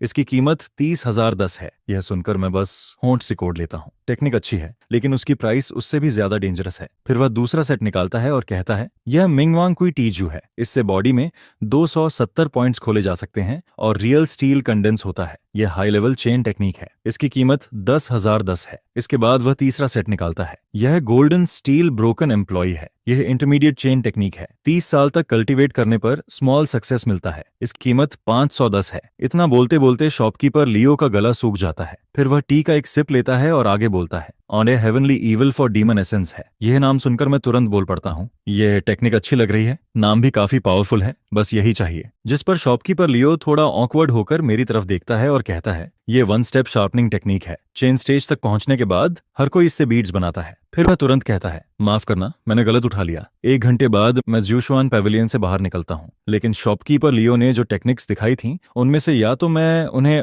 अफोर्ड नहीं कर सकता था या फिर उन्हें कल्टीवेट करने में कई दशक लग जाते। इसलिए मेरे पास सिर्फ देखने के अलावा कोई ऑप्शन नहीं था। लेकिन आखिर में शॉपकीपर लियो मुझे एक रास्ता बताता है। वह कहता है, चिंदायू चिंगयांगफंग सिटी के ईस्ट डिस्ट्रिक्ट में एक रुआन फैमिली रहती है। उनकी हालत अब पहले जैसी नहीं रही, लेकिन उनके एंसेस्टर्स के पास एक चेन बॉडी टेक्निक थी। मैंने पहले 1010 देकर वह टेक्निक खरीदने की कोशिश की थी, लेकिन रुआन फैमिली ने मना कर दिया। उन्होंने कहा कि अगर कोई ज्यादा एलिक्सर या ची और ब्लड बढ़ाने वाली चीजें दे तभी वे बेचेंगे। मुझे नहीं पता, शायद तुम जाकर अपनी लक ट्राई कर सकते हो, लेकिन ज्यादा उम्मीद मत रखना। उसकी बात का मतलब साफ था। मेरे पास जो थिन टूथ राइस थी, अगर मैं उसे बड़ा ट्रम्प कार्ड बनाकर ले जाऊं तो शायद सामने वाला मान जाए। जिस पर मैं भी उसे प्रॉमिस करता हूं कि जब थिन टूथ राइस मैच्योर हो जाएगी तब उसका कुछ हिस्सा मैं जूशुआन पैविलियन को बेचूंगा। फिर दोनों तरफ से बात हैप्पीली खत्म हो जाती है। लेकिन जैसे ही मैं दुकान से बाहर निकलता हूं, मुझे हाउसिंग मार्केट के बाहर बहुत सारे लोग जल्दी जल्दी भागते हुए दिखाई देते हैं। सभी के चेहरे पर सीरियस एक्सप्रेशन होता है और माहौल बहुत टेंस लग रहा होता है। जिस पर मैं एक टॉयस्ट से पूछता हूँ, क्या हुआ? ऐसा लग रहा है जैसे कोई बड़ा अटैक होने वाला है, जिस पर वह कहता है, फिक्र मत करो, हाउसिंग मार्केट के अंदर बहुत सेफ्टी है। चाहे वेस्ट स्टेज का कोई कल्टीवेटर भी आ जाए, वह यहाँ के सेकंड ऑर्डर प्रोटेक्शन फॉर्मेशन को नहीं तोड़ सकता। बस बेवजह बाहर मत घूमना। ये सुनकर मैं थोड़ा शांत होता हूँ। फिर शॉपकीपर लियो की बात मानकर ईस्ट डिस्ट्रिक्ट की तरफ रुआन फैमिली के घर पहुंचता हूँ। लेकिन वहां पहुंचकर मैं देखता हूँ कि रुआन फैमिली का गेट बंद है, जिस पर आसपास के लोग मुझे बताते हैं कि वे लोग कुछ काम से बाहर गए हैं और वापस आने में 3 या 4 महीने लगेंगे। यह सुनकर मेरे पास वापस लौटने के अलावा कोई ऑप्शन नहीं बचता। शाम को मैं पेनहू डिस्ट्रिक्ट वापस आता हूँ। फिर घर के अंदर खाना बनाते समय थोड़ा एब्सेंट माइंडेड रहता हूँ, क्योंकि चिंगयांग हाउसिंग मार्केट तो काफी सेफ है, लेकिन उस प्रोटेक्शन फॉर्मेशन हमारे पेनहू एरिया तक नहीं पहुंचता। तभी अचानक डोर पर नॉक होने लगता है, जिस पर मैं सावधानी से दरवाजा खोलता हूँ और सामने देखकर पता चलता है कि बाहर एक डाओइस्ट फ्रेंड खड़ा है। फिर वह मुस्कुराकर कहता है, चिंदायू, मैंने सुना है कि तुम्हारे यहाँ जीरो राइस की क्वालिटी और आउटपुट दोनों अच्छी है। मैं तुमसे कुछ खरीदना चाहता हूँ। जिस पर मैं कहता हूँ, हाल ही में जीरो राइस की प्रोडक्शन ठीक रही है, लेकिन उसका ज्यादातर हिस्सा पहले ही बिक चुका है। मेरे पास जितना जीरो राइस बचा है उतना मैं बेच सकता हूँ, लेकिन सब कुछ मार्केट रेट पर होगा। हालांकि मैं सामने वाले लेट स्टेज कल्टीवेटर को नाराज नहीं करना चाहता था, लेकिन मैं ये भी नहीं चाहता था कि कोई मुझे बेवजह सस्ता समझकर फायदा उठाए। फिर मैं थोड़ा रुककर कहता हूँ, वैसे अगले 2 दिनों में जीरो राइस की प्राइस लगभग 50% बढ़ने वाली है। यह सुनकर लॉन्ग डाओयू एक पल के लिए बिल्कुल रुक जाता है। फिर वह मुझे ध्यान से देखने लगता है। हालांकि कुछ दिनों बाद यह खबर सबको पता चलने वाली थी, लेकिन अभी चिंगयांग हाउसिंग मार्केट में सिर्फ कुछ ही सर्कल्स और कुछ बड़ी फोर्सेस को इसकी जानकारी थी। जिस पर लॉन्ग डाओयू धीरे से कहता है, क्विन डाओयू, तुम्हारी इन्फॉर्मेशन सच में काफी तेज है। जिस पर लॉन्ग डाओयू कहता है, अगर ऐसा है तो मैं बढ़ी हुई प्राइस पर ही इसे खरीद लेता हूँ। क्या कहते हो? यह सुनकर मैं सिर हिलाकर मान जाता हूँ। वैसे भी मेरे पास अभी करीब 50 पाउंड का स्टॉक बचा हुआ है जिसे बेचना है, लेकिन अब ज्यादा नहीं बचा। बाकी के लिए अगली सीजन का वेट करना पड़ेगा। इसके बाद ट्रांजैक्शन खत्म होती है। फिर लिंगमी लेकर लॉन्ग डाओयू वहां से जल्दी में निकल जाता है और मैं भी उसे सच में नाराज करने की हिम्मत नहीं करता। आखिर आसपास की सारी गलियां उसी पर डिपेंड करती हैं। यहां तक कि लेट स्टेज प्रैक्टिस वाले ह्यूजेस भी अब पहले से तैयारी करने लगे हैं। ये देखकर साफ लगता है कि अब हालात सच में बदलने वाले हैं। हालांकि जीरो राइस की बढ़ी हुई प्राइस मेरे लिए अच्छी बात थी, लेकिन इसका मतलब यह भी था कि आसपास का माहौल लगातार खराब होता जा रहा है, जिस पर मैं भी बढ़ते खतरे के लिए तैयार करने का फैसला करता हूँ। फिर मैं बेड पर क्रॉस लेग्ड बैठ जाता हूँ और चांगचुन पैलेस टेक्निक चलाना शुरू कर देता हूँ। इस बार मैं अपने पास बची हुई 2 पावरफुल मना मैग्नेटिक स्ट्राइप्स को यूज करने वाला था, जिस पर जैसे ही एक पावरफुल मन मैग्नेटिक स्ट्राइप गायब होती है, मेरे दंतियन के अंदर की मन तेजी से घूमने लगती है। वह बार बार मेरे गोल्डन वेंस को वॉश करती है और उन्हें और ज्यादा चौड़ा बनाती रहती है। फिर आखिर में जब दांटियन के अंदर मणा एक क्रिटिकल पॉइंट तक पहुंच जाती है, तो ऐसा लगता है जैसे कोई पतली सी लेयर फट जाती है, जिस पर मैं सीधे ची ट्रेनिंग के 3rd लेयर में पहुंच जाता हूं। अब मेरे शरीर से निकलने वाली माना फ्लक्चुएशन पहले से कहीं ज्यादा स्ट्रांग हो जाती है और साथ ही मेरे शरीर के अंदर की गंदी ची भी बाहर निकल जाती है। आखिरकार अब मुझे क्यूआई ट्रेनिंग के 2nd लेयर में फंसे नहीं रहना पड़ेगा। लेकिन खुशी के साथ साथ मैं खुद को ज्यादा एक्साइटेड नहीं होने देता, क्योंकि अभी क्यूआई ट्रेनिंग के 3rd लेयर की मेरी फाउंडेशन पूरी तरह स्टेबल नहीं है। इसलिए मुझे जितनी जल्दी हो सके अपनी स्ट्रेंथ और बढ़ानी होगी। फिर इसी तरह 3 महीने और गुजर जाते हैं, लेकिन इन 3 महीनों में मुझे दंतियन के अंदर सिर्फ 2 वीक माना मैग्नेटिक स्ट्राइप्स ही मिलती हैं। लेकिन अच्छी बात यह रहती है कि क्यूआई ट्रेनिंग के 3rd लेयर में पहुंचने के बाद मेरी टोटल माना पहले से दोगुनी हो जाती है, जिस पर इंटरमीडिएट रियलम स्पेल अब मुझे पहले की तरह वीक महसूस नहीं होता। इतना ही नहीं, मेरी एबिलिटी भी एक नई हाइट तक पहुंच जाती है और इस बार मैं पूरे 90 तक पहुंच जाता हूं। फिर इस सीजन का जीरो राइस टैक्स देने के बाद मैं बाकी राइस को तुरंत बेचने की जगह उसका एक हिस्सा अपने पास इमरजेंसी के लिए रख लेता हूं, क्योंकि इस बार प्राइस पहले से 60% ज्यादा बढ़ चुकी थी, जिस पर मैं भी अच्छी कमाई कर लेता हूं। मेरे स्टोरेज बैग के अंदर स्नैक्स पहली बार 150 युआन से ऊपर पहुंच जाते हैं, जिस पर मैं शॉपकीपर लियो से 25 युआन खर्च करके एक low grade golden light self protection talisman खरीदता हूं और साथ ही एक bottle low grade equipment cleaning liquid भी ले लेता हूं। आजकल बिना सेल्फ डिफेंस के रहना पॉसिबल नहीं था, इसलिए कुछ ना कुछ प्रिपरेशन करना जरूरी था। अक्टूबर के आखिर तक 3rd लेवल जीरो राइस लगभग पूरी तरह तैयार हो चुकी थी। बस 1 महीना और बाकी था हार्वेस्ट में, और धीरे धीरे लोग कुछ समय पहले हुई हलचल को भी भूलने लगे थे। पहाड़ी पर फैले हुए सुनहरे जीरो फील्ड्स में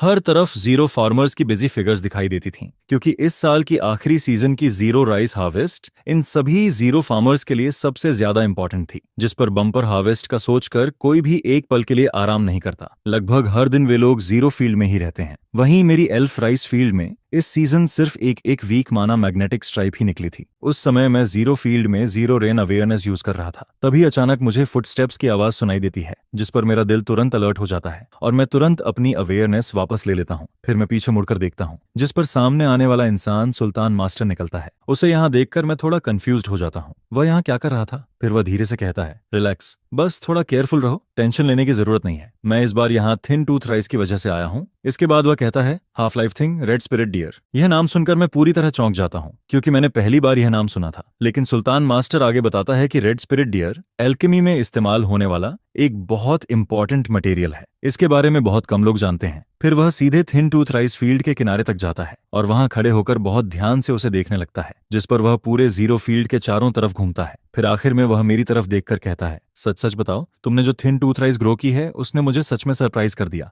जब यह मैच्योर होगी तब इसकी क्वालिटी बहुत हाई होगी। लगता है तुम्हारे पास कोई स्पेशल प्लांटिंग सीक्रेट है। यह सुनकर मैं अंदर ही अंदर सोचता हूँ कि मेरे पास कोई सीक्रेट रेसिपी तो नहीं है, लेकिन एक ऐसा सीक्रेट जरूर है जो मैं किसी को बता नहीं सकता। फिर सुल्तान मास्टर धीरे से थिन टूथ राइस के ऊपर की लीव्स को हटाता है और मुझे हाथ से इशारा करके पास बुलाता है, जिस पर मैं आगे बढ़कर उसके पास जाता हूँ और ध्यान से देखता हूँ। फिर मैं नोटिस करता हूँ कि लीफ की जड़ के पास एक छोटी सी लाल बूंद जैसी चीज लटकी हुई है, जिस पर सुल्तान मास्टर कहता है, यही रेड स्पिरिट डियर है। ये सुनकर मुझे तुरंत सब समझ आ जाता है। अगर सुल्तान मास्टर इसका नाम न बताता तो शायद मैं कभी इसे नोटिस भी नहीं कर पाता। फिर वह कहता है, इसे निकाल लेने से स्पिरिचुअल प्लांट पर कोई इफेक्ट नहीं पड़ता और यह मेरे एल्केमी में काम आ सकता है। अगर तुम अलाउ करो तो मैं इसका थोड़ा हिस्सा कलेक्ट करना चाहता हूँ। इसके बदले मैं तुम्हें 10 स्पिरिट स्टोन्स दूंगा। जिस पर मैं हल्का सा मुस्कुराकर कहता हूँ, अगर यह चीज आपके काम की है तो आप इसे ले जाइए। मैं इसके बदले स्पिरिट स्टोन्स कैसे ले सकता हूँ? यह सुनकर सुल्तान मास्टर भी मुस्कुरा देता है। फिर वह कहता है, अगर ऐसा है तो मैं मना नहीं करूंगा। इसके बाद वह एक जैस्पर मैग्नेटिक बॉटल निकालता है और रेड स्पिरिट डियर को कलेक्ट करने के लिए आगे बढ़ता है। लेकिन तभी अचानक आसपास के जंगलों की ट्री कैनोपी जोर जोर से हिलने लगती है और उसी समय एक तेज आवाज सुनाई देती है, जिस पर अगले ही पल 4 शैडो जैसी फिगर्स जंगल से बाहर कूदती हैं और सीधे इस स्पिरिचुअल फील्ड की तरफ भागती हैं। यह देखकर सुल्तान मास्टर तुरंत रुक जाता है और मेरा एक्सप्रेशन भी बदल जाता है, जिस पर मैं बिना सोचे समझे अपना गोल्डन लाइट टैलिस्मैन निकाल लेता हूँ। मेरी आईब्राउज कसकर सिकुड़ जाती हैं और तभी एक अजीब और मनहूस सी डिजायर सीधे मेरे दिल में दौड़ जाती है, जिस पर हाईलैंड पर मौजूद बाकी स्पिरिचुअल फार्मर्स भी इस अबनॉर्मलिटी को नोटिस कर लेते हैं और वे सब अपने हाथों का काम तुरंत रोक देते हैं। लेकिन इससे पहले कि कोई रिएक्ट कर पाता, एक ऐसी चीख सुनाई देती है जो सीधे सोल तक गूंजती चली जाती है, जिस पर हम देखते हैं कि ट्री और स्टोन के पीछे का पूरा एरिया अजीब और बालों से भरे मंकीद से ढका हुआ होता है, जो तेजी से स्पिरिट फील्ड के अंदर रश करते चले आते हैं। इनमें से कुछ की ऑरा बाकी सबसे कहीं ज्यादा स्ट्रांग होती है, जिस पर पता चलता है कि उनमें से एक मिड स्टेज मॉन्स्टर बीस्ट होता है। यह देखकर सुल्तान मास्टर का चेहरा तुरंत बदल जाता है और वह घबराकर कहता है, बुरा हो गया, यह तो विंड मंकी है। जिसके बाद वह तुरंत चूवुलू को एक जोरदार स्लैप मार देता है, जिस पर उसके हाथ में राइटियस एनर्जी का एक सेट दिखाई देता है और वह बिना देर किए एक स्पेल कास्ट करता है। अगले ही पल जमीन पर एक फॉर्मेशन बनती है और लाइट ब्लू कलर की 2 शीट्स जितनी बड़ी रोशनी हमारे चारों तरफ फैल जाती है, जिस पर सुल्तान मास्टर तुरंत चिल्लाता है, बाहर खड़े मत रहो, जल्दी अंदर आओ। यह सुनकर मैं बिल्कुल भी हेजिटेट नहीं करता और तुरंत उस लाइट के अंदर कदम रख देता हूँ। जैसे ही मैं अंदर आता हूँ, बाहर की सारी आवाजें इंस्टेंटली आइसोलेट हो जाती हैं, जिस पर मैं बाहर की तरफ देखता हूँ और नोटिस करता हूँ कि उन विंड मंकी के मुंह से थिक हवा जैसी सिल्क और फॉक्स शेप वाली ईगल वेव बाहर फैलती चली जाती है और फिर सामने खड़े लो लेवल स्पिरिचुअल फार्मर्स को हिट करती है, जिस पर जैसे ही कोई स्पिरिचुअल फार्मर उस वेव की चपेट में आता है, उसका चेहरा तुरंत बदल जाता है। वह ऐसे खड़ा रह जाता है जैसे उसकी सोल ही निकल गई हो और उसकी आंखें पूरी तरह ब्लैंक हो जाती हैं। फिर एक मिड ची ट्रेनिंग स्पिरिचुअल फार्मर अपनी मैजिक स्वॉर्ड और फ्लाइंग शील्ड निकालकर वहां से भागने की कोशिश करता है, लेकिन जैसे ही वह हवा में उठता है, उसी वक्त ईगल वेव उसे बीच में रोक देती है और वह मिड एयर से नीचे गिर जाता है, जिस पर स्पिरिट फील्ड के अंदर से एक बहुत बड़ा विंड मंकी छलांग लगाता है। वह बाकी मंकीज से कई गुना बड़ा होता है और उसकी स्पीड इतनी तेज होती है कि एक पल में ही वह उस स्पिरिचुअल फार्मर तक पहुंच जाता है। फिर वह सीधे उसकी गर्दन को पकड़कर जोर से काट देता है और अगले ही पल स्पिरिचुअल फार्मर की गर्दन से खून का फव्वारा बाहर निकलने लगता है, जिस पर उसके मरने से पहले भी उसके चेहरे पर वही शॉक जम जाता है, जैसे उसे आखिर तक यकीन ही नहीं हुआ कि उसके साथ क्या हुआ। यह सब देखकर मेरा स्कैल्प तक सुन्न पड़ जाता है। फिर मैं सुल्तान मास्टर की तरफ देखता हूँ, जिस पर उसका चेहरा बेहद अगली और टेंशन से भरा हुआ दिखाई देता है, लेकिन फिर भी वह खुद को संभालते हुए कहता है, घबराओ मत, मेरी फॉर्मेशन इन्हें रोक सकती है। विंड मंकी की सबसे डेंजरस चीज उसकी ईगल वेव है। यह लोगों के दिल और दिमाग को तोड़ देती है। इसकी घोस्ट लाइक अटैक को गार्ड करना बहुत मुश्किल होता है, लेकिन हम स्पिरिट फीदर सेक्ट के सपोर्ट आने तक इन्हें रोक लेंगे। जिस पर उसके इतना कहते ही अचानक 7 या 8 विंड मंकी एक साथ हमारी तरफ दौड़ पड़ते हैं। वे सब सीधा उस लाइट बैरियर की तरफ जंप करते हैं जहां हम खड़े होते हैं। यह देखकर सुल्तान मास्टर के चेहरे का कॉन्फिडेंस पूरी तरह टूट जाता है, और तभी उन मंकीज को अपनी तरफ आते देखकर मैं तुरंत चू वुवेई को एक जोरदार स्लैप मारता हूं, जिस पर मेरी आंखें अचानक बेहद शार्प हो जाती हैं। फिर मेरे हाथ में एक छोटा सा बेल दिखाई देता है जो लगातार ड्रिप जैसी आवाज कर रहा होता है, जिस पर मैं तुरंत हैंड सील बनाता हूं, और अगले ही पल वह छोटा बेल अचानक टूट जाता है। फिर उसके टूटते ही एक बहुत ही भयानक और जोरदार साउंड चारों तरफ फैल जाती है। वह आवाज इतनी खतरनाक होती है जैसे कोई जायंट मंकी पूरे माउंटेन और फॉरेस्ट को हिला रहा हो, जिस पर वह साउंड वेव मुझे सेंटर बनाकर हर डायरेक्शन में फैलती चली जाती है। और फिर काउंटलेस आवाजें समुद्र की लहरों की तरह लेयर बाय लेयर बाहर निकलती हैं, जिस पर उन विंड मंकी की गोस्ट लाइक ईगल वेव्स पूरी तरह ड्राउन हो जाती हैं। फिर पास खड़े कई मंकीज की आंखों में डर दिखाई देने लगता है। वे धीरे धीरे पीछे हटने लगते हैं, यहां तक कि जो लो लेवल स्पिरिचुअल फार्मर्स अभी तक कंफ्यूज्ड और ब्लैंक खड़े थे, वे भी धीरे धीरे फिर से क्लियर माइंड में आने लगते हैं। जिस पर आसपास खड़े बाकी मंकीज भी कुछ देर के लिए रुक जाते हैं, और उन मिड स्टेज लीडर मंकीज के चेहरे पर भी डर साफ दिखाई देने लगता है। लेकिन कुछ ही सांसों बाद वह लीडर मंकी फिर से खुद को संभाल लेता है, जिस पर वह ऊपर आसमान की तरफ देखकर जोर जोर से अजीब तरीके से हंसने लगता है। फिर वह दोबारा बाकी मंकीज को हमारी तरफ अटैक करने का सिग्नल देता है। यह देखकर मैं अंदर ही अंदर सोचने लगता हूँ, ये बिल्कुल नॉर्मल मूव नहीं है, ये तो पहले से कहीं ज्यादा डेंजरस वर्जन है। जिस पर मुझे महसूस होता है कि इस टेक्निक को यूज करते ही मेरी सारी मन एक ही बार में ऑलमोस्ट खत्म हो गई है। लेकिन इसके बावजूद पहली बार यूज करने पर इसका इतना असर देखकर मेरा दिल एक्साइटमेंट से भर जाता है। फिर मेरे पीछे खड़ा सुल्तान मास्टर मुझे देखकर हैरान रह जाता है। उसकी आंखें बार बार मेरी तरफ जाती हैं, जैसे वह बिलीव ही नहीं कर पा रहा हो कि मैंने अभी क्या किया है। जिस पर वह हल्की सी हंसी के साथ कहता है, बहुत बढ़िया, लेकिन केयरफुल रहो, वे मंकीज फिर से आ रहे हैं। यह सुनकर मैं तुरंत फिर से अलर्ट हो जाता हूँ। लेकिन तभी आधे साल बाद पहली बार आसमान में एक बहुत बड़ा धर्म बोर्ड दिखाई देता है, जो तेजी से हमारी तरफ आता चला जाता है, जिस पर उसकी रोशनी नीचे गिरती है। और मैं ध्यान से देखता हूँ कि उसमें लिंग्यू सेक्ट का बोन स्कॉलर और उसके साथ आउटर सेक्ट के डिसिपल्स मौजूद होते हैं, जो हमारी मदद के लिए तेजी से पहुंचते चले आते हैं। उन्हें देखकर मैं आखिरकार राहत की सांस लेता हूं, क्योंकि अभी कुछ देर पहले ही मैं अपनी ताकत लगभग 5 बार यूज कर चुका होता हूं, और इस वक्त मेरा चेहरा पूरी तरह पीला पड़ चुका होता है। मेरा मना भी लगभग खत्म हो चुका होता है, जिस पर मैं मन ही मन सोचता हूं कि अगर चांगचुन कुंग फू और मेरी बाकी टेक्निक्स ने मुझे अभी तक संभाल कर नहीं रखा होता तो शायद मैं यहीं गिर गया होता। और फिर बोन स्कॉलर नीचे उतरते ही गुस्से में कहता है, कुछ दिन पहले ही मैंने तुम्हें वार्निंग दी थी, फिर भी तुम लोग टाइगर की नाक के नीचे छिपने की हिम्मत कर रहे हो। जिस पर साफ पता चलता है कि वह बहुत ज्यादा एंग्री है, क्योंकि इस बार स्पिरिट फील्ड को बहुत बड़ा नुकसान हुआ होता है और स्पिरिचुअल राइज टैक्स की जिम्मेदारी उसी के ऊपर होती है। इसके बाद बोन स्कॉलर तुरंत अपना हाथ उठाता है, जिस पर आसमान के अंदर से एक रेड टाइगर एयरशिप तेज आवाज के साथ बाहर निकलती है और सीधे बैटल फील्ड की तरफ बढ़ती चली जाती है। और हवा में रहना स्पिरिचुअल पावर की फ्लोटिंग लाइट से बेहतर होता है, जिस पर एयरशिप एकदम से हवा में मूव करने लगती है। फिर अचानक हवा और भी तेज हो जाती है और एक विंड मंकी भागने की कोशिश करता है, लेकिन अगले ही पल उसके ऊपर एक ब्लड लाइन सी बन जाती है और वह शुरू से लेकर आखिर तक बीच से 2 हिस्सों में कट जाता है, जैसे उसे शिप ने सीधा आधा काट दिया हो। जिस पर मैं बोन वॉरियर के थंडर जैसे मेथड्स को देखकर वहीं खड़ा रह जाता हूं, और आसपास खड़े स्पिरिट फीदर सेक्ट के डिसिपल्स भी यही फील करने लगते हैं कि अब ये क्राइसिस खत्म हो चुकी है। इसके बाद बोन वॉरियर लोगों को लेकर जल्दी जल्दी आसपास का एरिया साफ करवाने लगता है और बाकी मंकीज भी पूरी तरह हेल्पलेस हो जाते हैं। थोड़े ही समय में स्पिरिचुअल फील्ड के आसपास का खतरा खत्म हो जाता है और अब किसी डिस्टर्बेंस की चिंता नहीं रहती। फिर सीन साफ करने का काम शुरू होता है, जिस पर बोन मोंक अपनी धर्म बोर्ड पर खड़ा होकर मेरी तरफ मुड़ता है और सामने से पूछता है। मैं वहीं अपनी जगह पर खड़ा रहता हूं और धीरे से जवाब देता हूं, इस कल्टिवेशन वर्ल्ड में मैं ज्यादा एक्स्ट्रॉर्डनरी चीजें दिखाने की हिम्मत नहीं करता। मैं हमेशा से कॉशियस रहा हूं। इस दुनिया में मैं किसी पर भरोसा नहीं करता और जब तक जरूरी ना हो मैं बस खुद को नॉर्मल ही दिखाता हूं। जिस पर बोन स्कॉलर कुछ देर तक मुझे देखता रहता है, जैसे उसे मुझ पर थोड़ा डाउट हो रहा हो। फिर सुल्तान मास्टर आगे बढ़ता है और कहता है, इस बार किन डाओयू की वजह से ही सब बच पाया है। जिस पर सुल्तान मास्टर मेरे सामने आकर खड़ा हो जाता है। बोन स्कॉलर भी वहीं मौजूद होता है। अभी थोड़ी देर पहले तक उसके चेहरे पर गुस्सा था, लेकिन अब वह मुश्किल से हल्की सी स्माइल निकालता है। फिर वह कहता है, तुमने इस बार काफी हेल्प की है। इसके बाद वह मेरी तरफ देखकर कहता है, जो लिंगनोंग थिन टूथ राइस उगाता है उसे इस क्वार्टर में स्पिरिट राइस टैक्स पर 10% की छूट मिलेगी।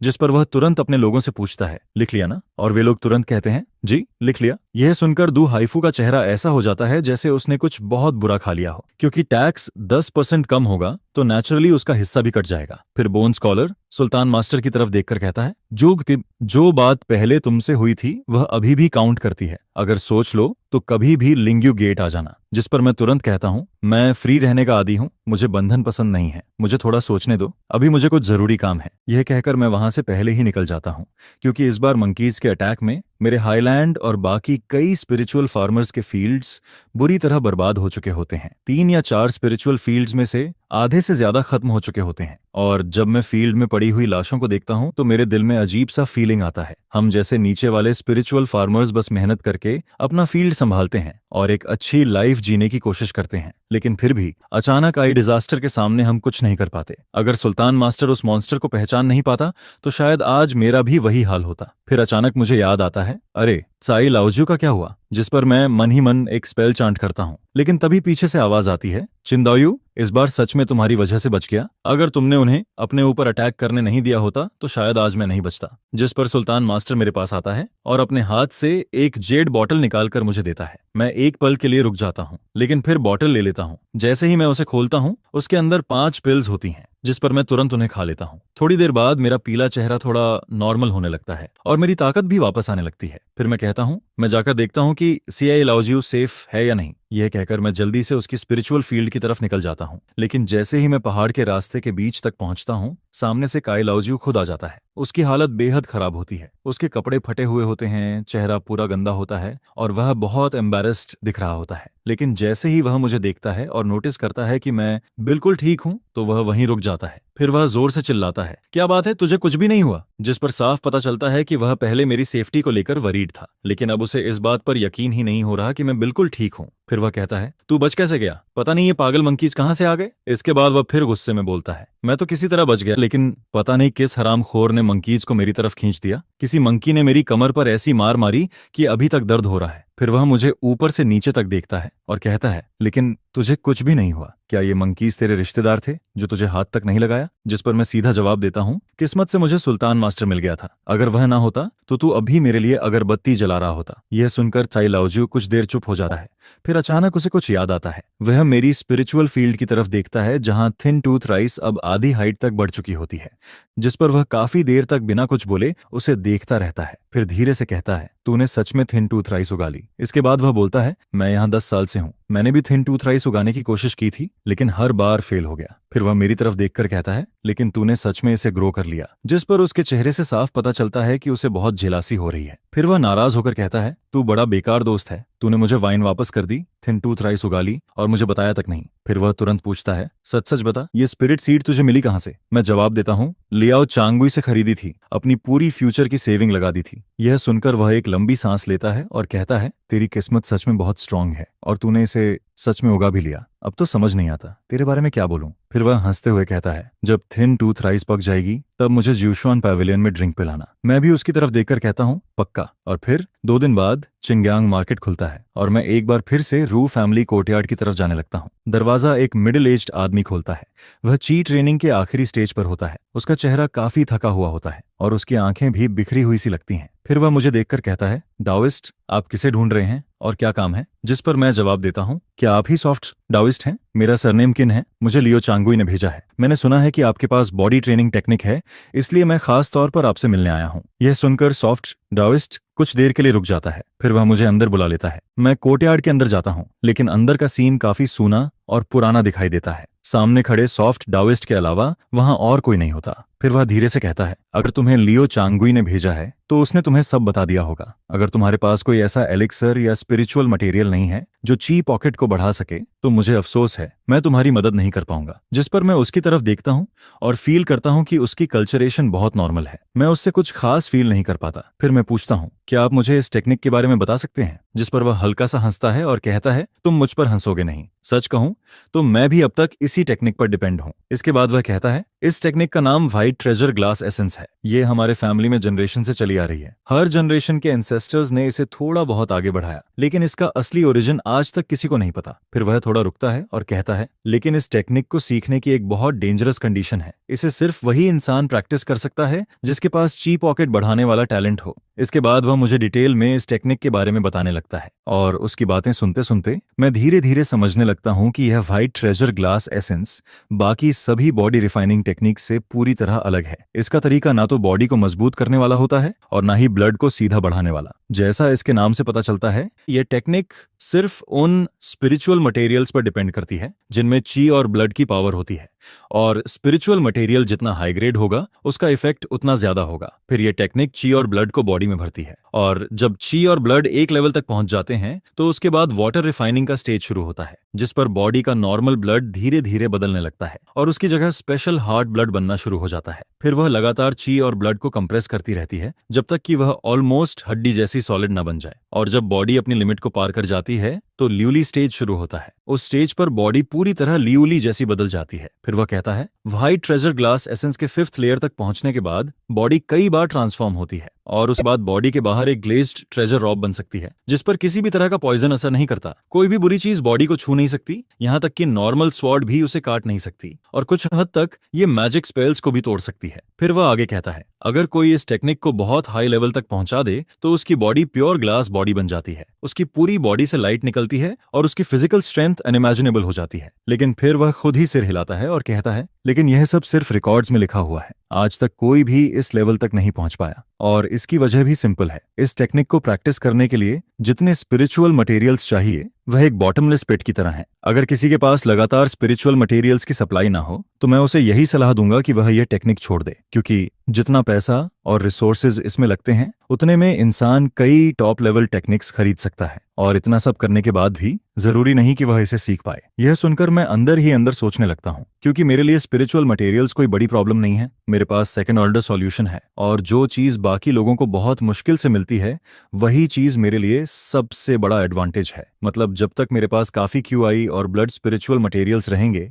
तब तक इस टेक्निक की प्रैक्टिस स्पीड कभी स्लो नहीं होगी। फिर मैं उससे पूछता हूँ, आप अभी इस टेक्निक के किस लेवल तक पहुंचे हैं? जिस पर वह लंबी सांस लेकर कहता है, मैंने पिछले कई सालों में अपनी पूरी फैमिली वेल्थ खर्च कर दी, हजारों स्पिरिट स्टोन्स खर्च किए, हर जगह जाकर ची और ब्लड वाले स्पिरिचुअल मटेरियल्स कलेक्ट किए, लेकिन इसके बाद भी मैं सिर्फ तीसरे लेयर तक ही पहुंच पाया। फिर वह मेरी तरफ देखकर कहता है, अगर हमारे फैमिली में कोई 5th लेयर तक पहुंच पाता तो शायद आज मुझे ये एंसेस्ट्रल टेक्निक बेचनी ना पड़ती। ये सुनकर मुझे तुरंत समझ आ जाता है कि आखिर वह अपनी फैमिली की टेक्निक बेचने के लिए क्यों मजबूर हुआ। कुछ देर सोचने के बाद मैं सीधा कहता हूँ, मैं तुम्हें 1000 स्पिरिट स्टोन्स और 10 जिन थिन टूथ राइस दूंगा, उसके बदले तुम मुझे ये टेक्निक दे दो। यह सुनते ही उसकी आंखें चौड़ी हो जाती हैं। वह तुरंत कहता है, तुम्हारे पास थिन टूथ राइस है? जिस पर मैं कहता हूं, अभी वह पूरी तरह रेडी नहीं हुई है, लेकिन उसे सक्सेसफुली ग्रो कर लिया गया है, अब बस कुछ समय की बात है। यह सुनकर वह कुछ देर तक चुप रहता है, क्योंकि उसके लिए थिन टूथ राइस किसी ट्रेजर से कम नहीं होती। फिर वह कहता है, ठीक है, डील हो सकती है, लेकिन 10 जिन बहुत कम है, मुझे कम से कम 20 जिन थिन टूथ राइस चाहिए।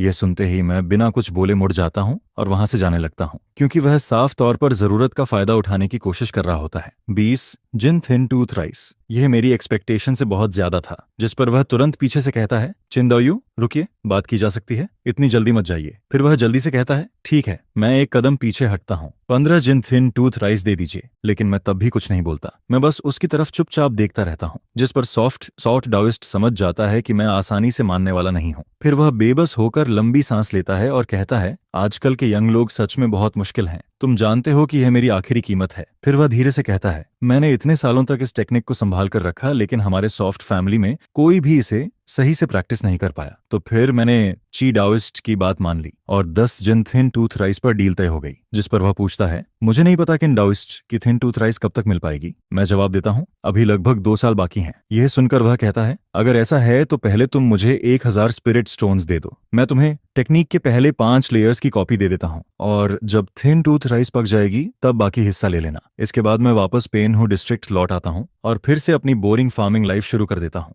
हर दिन थिन टूथ राइस को धीरे धीरे पकते हुए देखकर अगले 2 साल के लिए मेरे मन में पहले से ही एक प्लान बना हुआ होता है। जब तक स्पिरिचुअल फील्ड में रिपनिंग वाला अगला स्ट्रिप निकल आएगा, मैं सीक्रेटली थिन टूथ राइस का एक छोटा हिस्सा अलग करके ग्रो कर सकता हूँ। मुझे सिर्फ कुछ 100 प्लांट्स हटाने होंगे और बाकी लोगों को इसका पता भी नहीं चलेगा। और जो 3 प्लांट सेकंड ऑर्डर स्ट्रिप्स वाले हैं, उन्हें तो हर हाल में रिपनिंग के लिए अलग करना ही पड़ेगा। इसके अलावा स्पिरिचुअल फील्ड में एक और रिपनिंग सेकंड ऑर्डर स्ट्रिप भी मौजूद होती है। अगर आसपास का माहौल ऐसा ना होता तो मुझे इतनी जल्दी करने की जरूरत नहीं थी। मैं आराम से 2 साल इंतजार कर सकता था, लेकिन अभी की सिचुएशन में मैं अब और धीरे धीरे इंतजार नहीं कर सकता, क्योंकि कल्टीवेशन वर्ल्ड का पूरा ऑर्डर बदल रहा होता है। सेक्ट के ऊपर वाले लोगों का गेम अब यूएनजे तक पहुंच चुका होता है। Great wildness, liquid fish, green sunstone, इन सब चीजों के बीच मुझे अपनी किस्मत का कंट्रोल खुद अपने हाथ में लेना होगा। 1 महीने बाद साल का आखिरी सीजन आता है और स्पिरिट राइस आखिरकार पूरी तरह पक जाती है। लेकिन इस बार पिछली बार जैसा नहीं होता, क्योंकि बोन स्कॉलर ऑन्डू हाइफू पहले से ही स्पिरिट फील्ड के पास खड़े होते हैं। उनके पीछे कई डिसिपल्स भी हेविली गार्ड हालत में मौजूद होते हैं, जिस पर बोन स्कॉलर के ऑर्डर के बाद सभी स्पिरिचुअल फार्मर्स स्पिरिट राइस काटना शुरू कर देते हैं। धीरे धीरे पूरा आसमान सनसेट के रंग से भर जाता है और फिर स्पिरिट राइस की हार्वेस्टिंग पूरी हो जाती है। इसके बाद डू हाइफू एक एक करके सबका टैक्स कलेक्ट करने लगता है। थोड़ी ही देर में सारे हिसाब पूरे हो जाते हैं, जिस पर डू हाइव क्वाइटली रैंकिंग की लिस्ट बोन स्कॉलर को देता है। और इस सीजन में मेरी स्पिरिट राइस की प्रोडक्शन पहले से भी ज्यादा हो जाती है। मेरा टोटल आउटपुट पूरे 90 जिन तक पहुंच जाता है, जिस पर बोन स्कॉलर मुझे टैक्स से फ्री कर देता है। टैक्स देने के बाद मेरे पास अपने लिए पूरे 320 जिन स्पिरिट राइस बच जाती है। अगर पूरे साल के तीनों सीजन्स को जोड़ें तो मेरी टोटल प्रोडक्शन इतनी ज्यादा होती है कि मेरी रैंकिंग पूरे पेनहू डिस्ट्रिक्ट में टॉप 10 के अंदर पहुंच जाती है। फिर सामने से अनाउंसमेंट होती है, इस साल की स्पिरिट राइस प्रोडक्शन रैंकिंग पूरी हो चुकी है, तुम लोग खुद जाकर देख सकते हो। जिस पर रैंकिंग में सबसे नीचे वाले 30 लोगों को अलग बुलाया जाता है। फिर बोन स्कॉलर कहता है, तुम 30 लोग बोट पर चढ़ो और मेरे साथ चलो। भले ही इस बार स्पिरिट फील्ड पर मॉन्स्टर का अटैक हुआ था, लेकिन बोन स्कॉलर और बाकी लोग इन लो लेवल स्पिरिचुअल फार्मर्स के लिए बिल्कुल भी नरमी नहीं दिखाते। मैं उन लोगों की आंखों में देखता हूँ, वहां सिर्फ डर, सैडनेस और होपलेसनेस दिखाई देती है, क्योंकि वे सब जानते हैं कि अब उनका क्या होने वाला है। जिस पर मैं कुछ देर तक उन्हें देखता रहता हूँ। मेरे दिल में भी मिक्स फीलिंग्स आने लगती हैं, लेकिन अगले ही पल मेरी आंखें फिर से मजबूत हो जाती हैं। मैं मुड़कर चियाई लाओजू के कंधे पर हाथ रखता हूँ और कहता हूँ, मत देख, चलो। फिर चाई लाओजू धीरे से पूछता है, ब्रदर चिन, क्या तुझे लगता है एक दिन हम दोनों भी उन 30 लोगों में होंगे? यह सुनकर मैं कुछ देर तक चुप रहता हूँ। अगर मेरे पास यह गोल्डन फिंगर ना होता तो शायद आज उन लोगों की जगह मैं होता, क्योंकि यही एक आम इंसान का आखिर होता है। अच्छे समय में इंसान बैल और घोड़े की तरह काम करता है और बुरे समय में वह राख बन जाता है। लेकिन अभी के लिए मैं बस किन्मी का इस्तेमाल करता हूँ और दिन ऐसे ही गुजरते जाते हैं। फिर नया साल आता है, पहाड़ और नदी फिर से हरे हो जाते हैं और स्प्रिंग शुरू होते ही मैं पहली सीजन की स्पिरिट राइस जल्दी से बो देता हूँ। कुछ ही समय बाद स्पिरिचुअल फील्ड में चारों तरफ नए स्प्राउट्स निकल आते हैं। फिर अचानक मेरे सामने 2 नए मैग्नेटिक स्ट्रिप्स दिखाई देते हैं। Name spirit rice magnetic strip, ripening, maturity 3%। Name spirit rice magnetic strip, week माना, मैच्योरिटी 3%। इन दोनों मैग्नेटिक स्ट्रिप्स को देखकर मैं एक्साइटमेंट से भर जाता हूँ, क्योंकि 3 महीने बाद जब इस सीजन की स्पिरिट राइस पूरी तरह पक जाएगी, तब मुझे एक राइपनिंग मैग्नेटिक स्ट्रिप और एक वीक माना मैग्नेटिक स्ट्रिप मिलने वाली होती है। और इसका मतलब साफ होता है, अब मैं थिन टूथ राइस का एक हिस्सा समय से पहले हार्वेस्ट कर सकता हूँ। लेकिन स्पिरिचुअल फार्मर की लाइफ हमेशा की तरह बोरिंग ही होती है। स्पिरिचुअल फील्ड के पास मेरी मना के कंट्रोल में एक ब्लू मैजिक स्वॉर्ड ऊपर नीचे उड़ती रहती है। वह हवा में कई तरह के फैंसी मूव्स करती है और उसके हवा चीरने की आवाज लगातार सुनाई देती है। यह बेसिक स्वॉर्ड कंट्रोल टेक्निक होती है जिसे ज्यादातर कल्टीवेटर सीखते हैं। लेकिन पहले मैं इतना गरीब था कि सबसे लो लेवल मैजिक स्वॉर्ड भी नहीं खरीद सकता था, इसलिए चाहकर भी प्रैक्टिस नहीं कर पाया। फिर चिंगलिंग स्वॉर्ड हवा में एक ग्रीन लाइट छोड़ती हुई आगे बढ़ती है और पास पड़े एक बड़े पत्थर पर वार करती है, जिस पर पत्थर का एक छोटा हिस्सा सीधा कटकर नीचे गिर जाता है। यह देखकर मैं फील करता हूँ कि यह काफी काम की चीज है। लेकिन जब मैं मना चलाता हूँ तो स्वॉर्ड की मूवमेंट अभी भी थोड़ी हैवी और रफ लगती है, जिस पर मैं क्विंगलिंग स्वॉर्ड वापस लेता हूँ, एक कपड़ा निकालकर उसे साफ करता हूँ और धीरे से खुद से बात करने लगता हूँ। मेरे दिमाग में फिर बोन स्कॉलर का सीन आ जाता है, जब उसने अपनी रेड फ्लाइंग स्वॉर्ड निकाली थी और एक ही वार में सामने वाले को बीच से काट दिया था। वही असली फ्लोइंग स्वॉर्ड टेक्निक थी। मेरी ये लो लेवल मैजिक स्वॉर्ड उसकी फ्लाइंग स्वॉर्ड के सामने किसी टॉय जैसी लगती है। बोन स्कॉलर की स्वॉर्ड कम से कम हाई लेवल मैजिक वेपन होती है,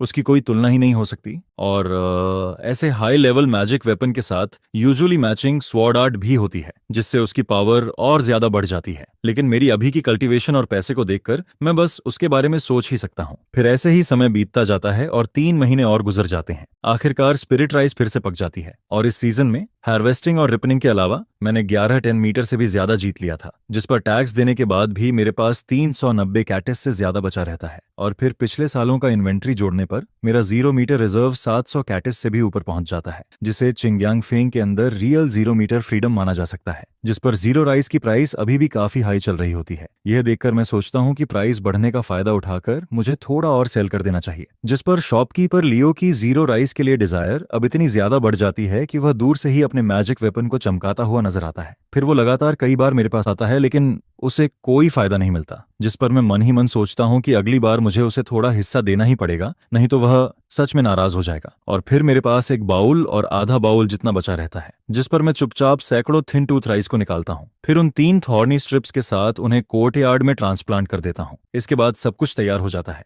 जिस पर मैं उन 3 थॉर्नी स्ट्रिप्स की स्पिरिचुअल एसेंस पर रिमाइंडर स्ट्रिप इस्तेमाल करता हूँ। और फिर मन में सोचता हूँ कि जब यह कामयाब हो जाएगा तो मैं इसे सिर्फ इन्हीं 3 प्लांट्स पर इस्तेमाल करूंगा, जिस पर लगता है कि यह बहुत जल्दी हार्वेस्ट होने वाला है। मेरी थोड़ी नर्वस नजरों के सामने वे 3 थिन टूथ राइस प्लांट्स पागलों की तरह ग्रो करने लगते हैं और 8 गुना तक बढ़ जाते हैं। फिर थोड़ी देर बाद स्पिरिचुअल मैटर की ग्रोथ धीरे धीरे स्लो होने लगती है जब वह राइस क्रम्स को टच करती है। Name thin tooth rice crazy strip advanced spiritual language tips 5 loss 90%। Rice multiply thin tooth rice crazy strip quality improvement 1 loss 92%। Rice multiply thin tooth rice crazy strip reminder 5 loss 93%, जिस पर मैं देखता हूं कि इस speed से reminder effect अभी पूरी तरह खत्म नहीं हुआ है और शायद कल सुबह तक इसे हार्वेस्ट किया जा सकता है। अगली सुबह मैं उठता हूं और हॉस्पिटल की तरफ आता हूं, जिस पर मैं देखता हूं कि वे 3 थिन टूथ राइस प्लांट्स पूरी तरह मल्टीप्लाई हो चुके हैं और फुल राइस क्रम्स से कांटेक्ट कर चुके हैं। यह पहली बार था जब मैंने लो ग्रेड स्पिरिचुअल क्वालिटी की पूरी सीरीज उगाई थी, जिस पर मैं थोड़ा एक्साइटेड हुए बिना नहीं रह पाता। लेकिन भले ही चीजें घर पर थीं, उनके रिजल्ट अभी भी ऑर्डिनरी क्वालिटी के ही थे।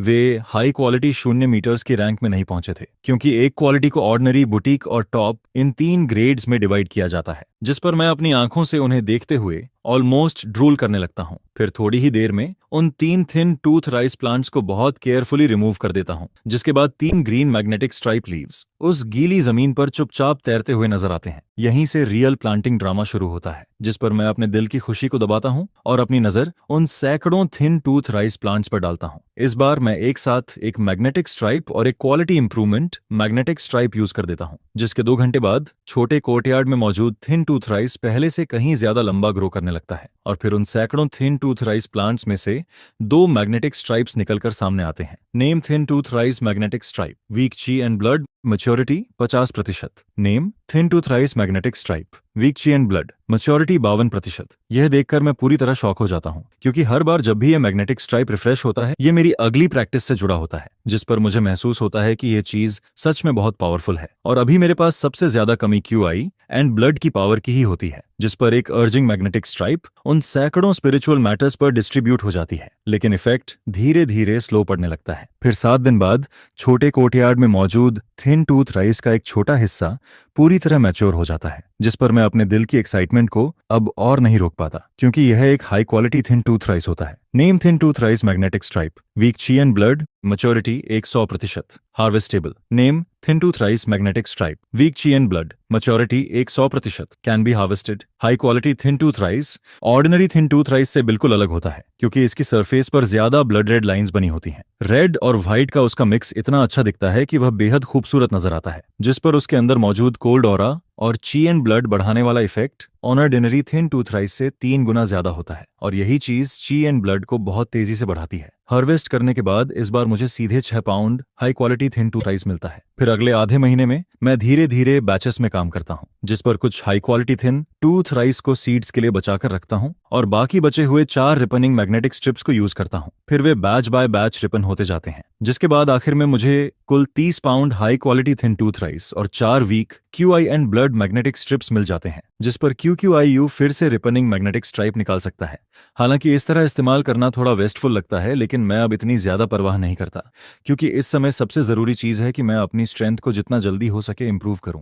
जिस पर मैं मन ही मन हिसाब लगाता हूं कि अगर इन 30 pound high quality thin tooth rice को चिंगयांग में शी के पास रखा जाए तो अनगिनत लोग इसे पाने के लिए टूट पड़ेंगे। इसकी वैल्यू लगभग इमेजरेबल है, लेकिन मैं यह भी जानता हूं कि इसे छुपा कर रखना ज्यादा सही है, क्योंकि अभी मेरी स्ट्रेंथ बहुत लो है और शान रियलम में ज्यादा अटेंशन खींचना सही नहीं होगा, जिस पर लो प्रोफाइल में रहना ही सबसे अच्छा रहता है, ताकि किसी नए ट्रबल को इनवाइट न करना पड़े। उसी शाम मैं एक pot high quality thin tooth rice पकाता हूँ, जिस पर पॉट से निकलते ही उसकी खुशबू पूरे कमरे में फैल जाती है और उसका पावरफुल ची and blood gain effect countless chain modification से भी ज्यादा टेम्पिंग लगता है, जिस पर ऐसी चीजें सिर्फ एसेक्टी के बड़े लोग ही एंजॉय कर सकते हैं।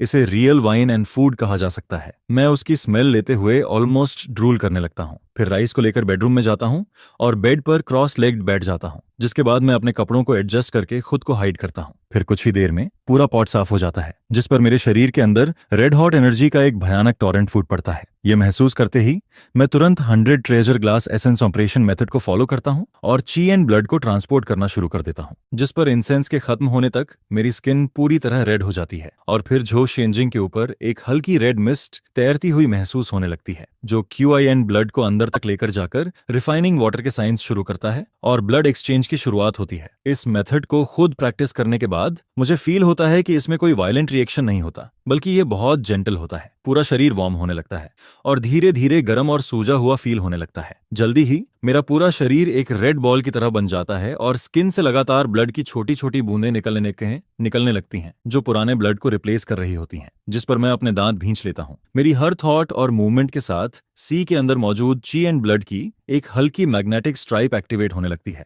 जिसके बाद ची एंड ब्लड का बहुत बड़ा बूस्ट लहरों की तरह मेरे अंदर दौड़ पड़ता है और मुझे ऐसा फील होता है जैसे मैं किसी स्टीमर के अंदर हूँ। पूरे शरीर की हीट अब बर्दाश्त के बाहर होने लगती है, जिस पर लगातार बहता हुआ ची एंड ब्लड बदलना शुरू करता है और मेरे शरीर में पागलों की तरह दौड़ने लगता है। धीरे धीरे जो पुराना ब्लड रिप्लेस हुआ था वह मेरे शरीर की सरफेस पर जमा होने लगता है और पूरे शरीर को ची के साथ कवर कर देता है, जिसके बाद वह एक बहुत बड़ा ब्लड कोकून बन जाता है। उस ब्लड कोकून के अंदर रेड लाइट लगातार चमकती रहती है और हार्ट बीट के साथ फ्लिकर करती रहती है। फिर पूरे 2 घंटे बाद उस ब्लड कोकून पर एक हंटिंग पैटर्न दिखाई देने लगता है। जैसे जैसे वह हंटिंग पैटर्न फैलता जाता है, वैसे वैसे पूरा ब्लड कोकून धीरे धीरे टूटकर गिरने लगता है, जिस पर क्रैक की आवाज के साथ मेरे शरीर के अंदर पैदा हुई एक नई ताकत बाहर आने लगती है। ये QI एंड ब्लड की एक और भी मिस्टीरियस पावर होती है, जिस पर QI एंड ब्लड की इस पावर का जन्म यह दिखाता है कि मैं ऑफिशियली बाइबाओ फ्लुएंट एसेंस के फर्स्ट लेवल में एंटर कर चुका हूं और ची एंड ब्लड की पहली ट्रांसफॉर्मेशन पूरी कर चुका हूं। और फिर ची एंड ब्लड की पावर के ब्लेसिंग से मेरे पूरे शरीर के अंदरूनी ऑर्गन्स पहले से कहीं ज्यादा स्ट्रांग हो जाते हैं। ऐसा फील होता है जैसे मेरे अंदर एंडलेस पावर भरी हुई है और सबसे इंपॉर्टेंट बात, ऐसा लगता है जैसे उन ऑर्गन के ऊपर कोई फिल्म चिपक गई हो, जिस पर मैं उठकर छोटे कोर्टयार्ड में जाता हूँ। फिर अपनी मुट्ठी कसकर ट्री के नीचे पड़े ग्रेफाइट पर जोर से पंच मार देता हूँ, जिसके साथ ही ग्रेवल उड़ने लगती है और वह हार्ड ग्रेफाइट मेरे एक ही पंच से काउंटलेस पीसेस में टूट जाता है। यह देखकर मैं खुशी से भर जाता हूँ, क्योंकि यह ताकत ऑर्डिनरी चेन से बहुत ज्यादा थी, जिस पर मैं और भी एक्साइटेड हो जाता हूँ कि मुझे इस टेक्निक को और प्रैक्टिस करना है। फिर मैं अपने हाथों को देखता हूँ और फ्यूचर के लिए मेरे अंदर फिर से होप भर जाती है। शायद आने वाले दिनों में कॉर्नर से आगे निकलने का रास्ता मुझे आखिरकार मिल गया था। इसके बाद मैं पूरी कंसंट्रेशन के साथ बाइबाओ फ्लुएंट एसेंस को कल्टीवेट करता रहता हूँ और जैसे ही मुझे राइपनिंग मैग्नेटिक स्ट्राइप मिलती है, मैं तुरंत उसे high quality thin tooth rice पर यूज कर देता हूँ, जिस पर लगातार थिन टूथ राइस मिलता रहता है, जो QI एंड ब्लड को रिप्लेनिश करता रहता है। सिर्फ एक दिन पहले तक मेरी चेन प्रोग्रेस लगभग खत्म होने वाली थी, लेकिन बड़ी मात्रा में high quality thin tooth rice और weak QI and blood magnetic stripes के स्टैक की वजह से मैं बाइबा फ्लुएंट एसेंस को सीधे थर्ड लेवल तक कल्टीवेट कर लेता हूँ, जिस पर अगर सॉफ्ट थीफ को इसके बारे में पता चल जाता तो शायद वह खून की उल्टी कर देता। और तभी मुझे समझ आता है कि जब भी वह थिन टूथ राइस का नाम सुनता था उसकी आंखें क्यों चमकने लगती थीं, क्योंकि ये चीज एनर्जी और इफेक्ट दोनों में सबसे ऊपर थी। और कल्चरेशन करते हुए मैं इसे बहुत गहराई से फील करता हूँ। इसके बाद अगले 6 महीनों तक ट्रीटमेंट के अलावा और कुछ खास नहीं होता, लेकिन फिर सुल्तान अचानक खुद मुझसे मिलने 2 बार आता है। मैंने उसे आधे साल से नहीं देखा था और अब वह लाइकर रिफाइनिंग के 6th लेयर तक पहुंच चुका था, जिस पर उसकी कल्चरेशन स्पीड देखकर मैं फिर से अल्केमिस्ट की इंप्रूवमेंट स्पीड से शॉक्ड रह जाता हूँ। सच में ये बहुत एक्स्ट्रॉर्डनरी थी। हर बार जब सुल्तान मास्टर आता है तो मैं उससे डिस्कशन करता हूँ, और फिर 2 बार 100 पाउंड एल्फ राइस के बदले मैं उससे एनहांसमेंट के 2 पीसेज एक्सचेंज करता हूँ, जिस पर सुल्तान मास्टर लाइकर की 7 मना जायंट स्पिरिट पिल के लिए एग्री कर जाता है। फिर एक दिन सुल्तान मास्टर दोबारा आता है, जिस पर इस बार मैं सिर्फ एल्फ राइस ही नहीं बनाता बल्कि हॉस्पिटैलिटी के लिए हाई क्वालिटी लीग्स भी तैयार करता हूँ, जिस पर वह मुझे कहता है, चिंदाओयू, मैं इस बार यहाँ स्पिरिचुअल राइस खरीदने नहीं आया हूँ बल्कि तुमसे एक डील करना चाहता हूँ। यह सुनकर मैं थोड़ा क्यूरियस हो जाता हूँ, क्योंकि मैं सीक्रेटली खुद को सिर्फ एक ऑर्डिनरी स्पिरिचुअल फार्मर मानता हूँ। स्पिरिचुअल राइस के अलावा ऐसी कौन सी चीज हो सकती है जिसका सुल्तान मास्टर मेरे साथ डील करना चाहता है? जिस पर सुल्तान मास्टर सीधे मुद्दे पर आता है और कहता है, मैं एक एलिक्स रिफाइन करने वाला हूँ और फ्यूचर में मुझे बहुत सारी मेडिसिनल फॉरेस्ट फ्लावर्स की जरूरत पड़ेगी। इसके साथ ही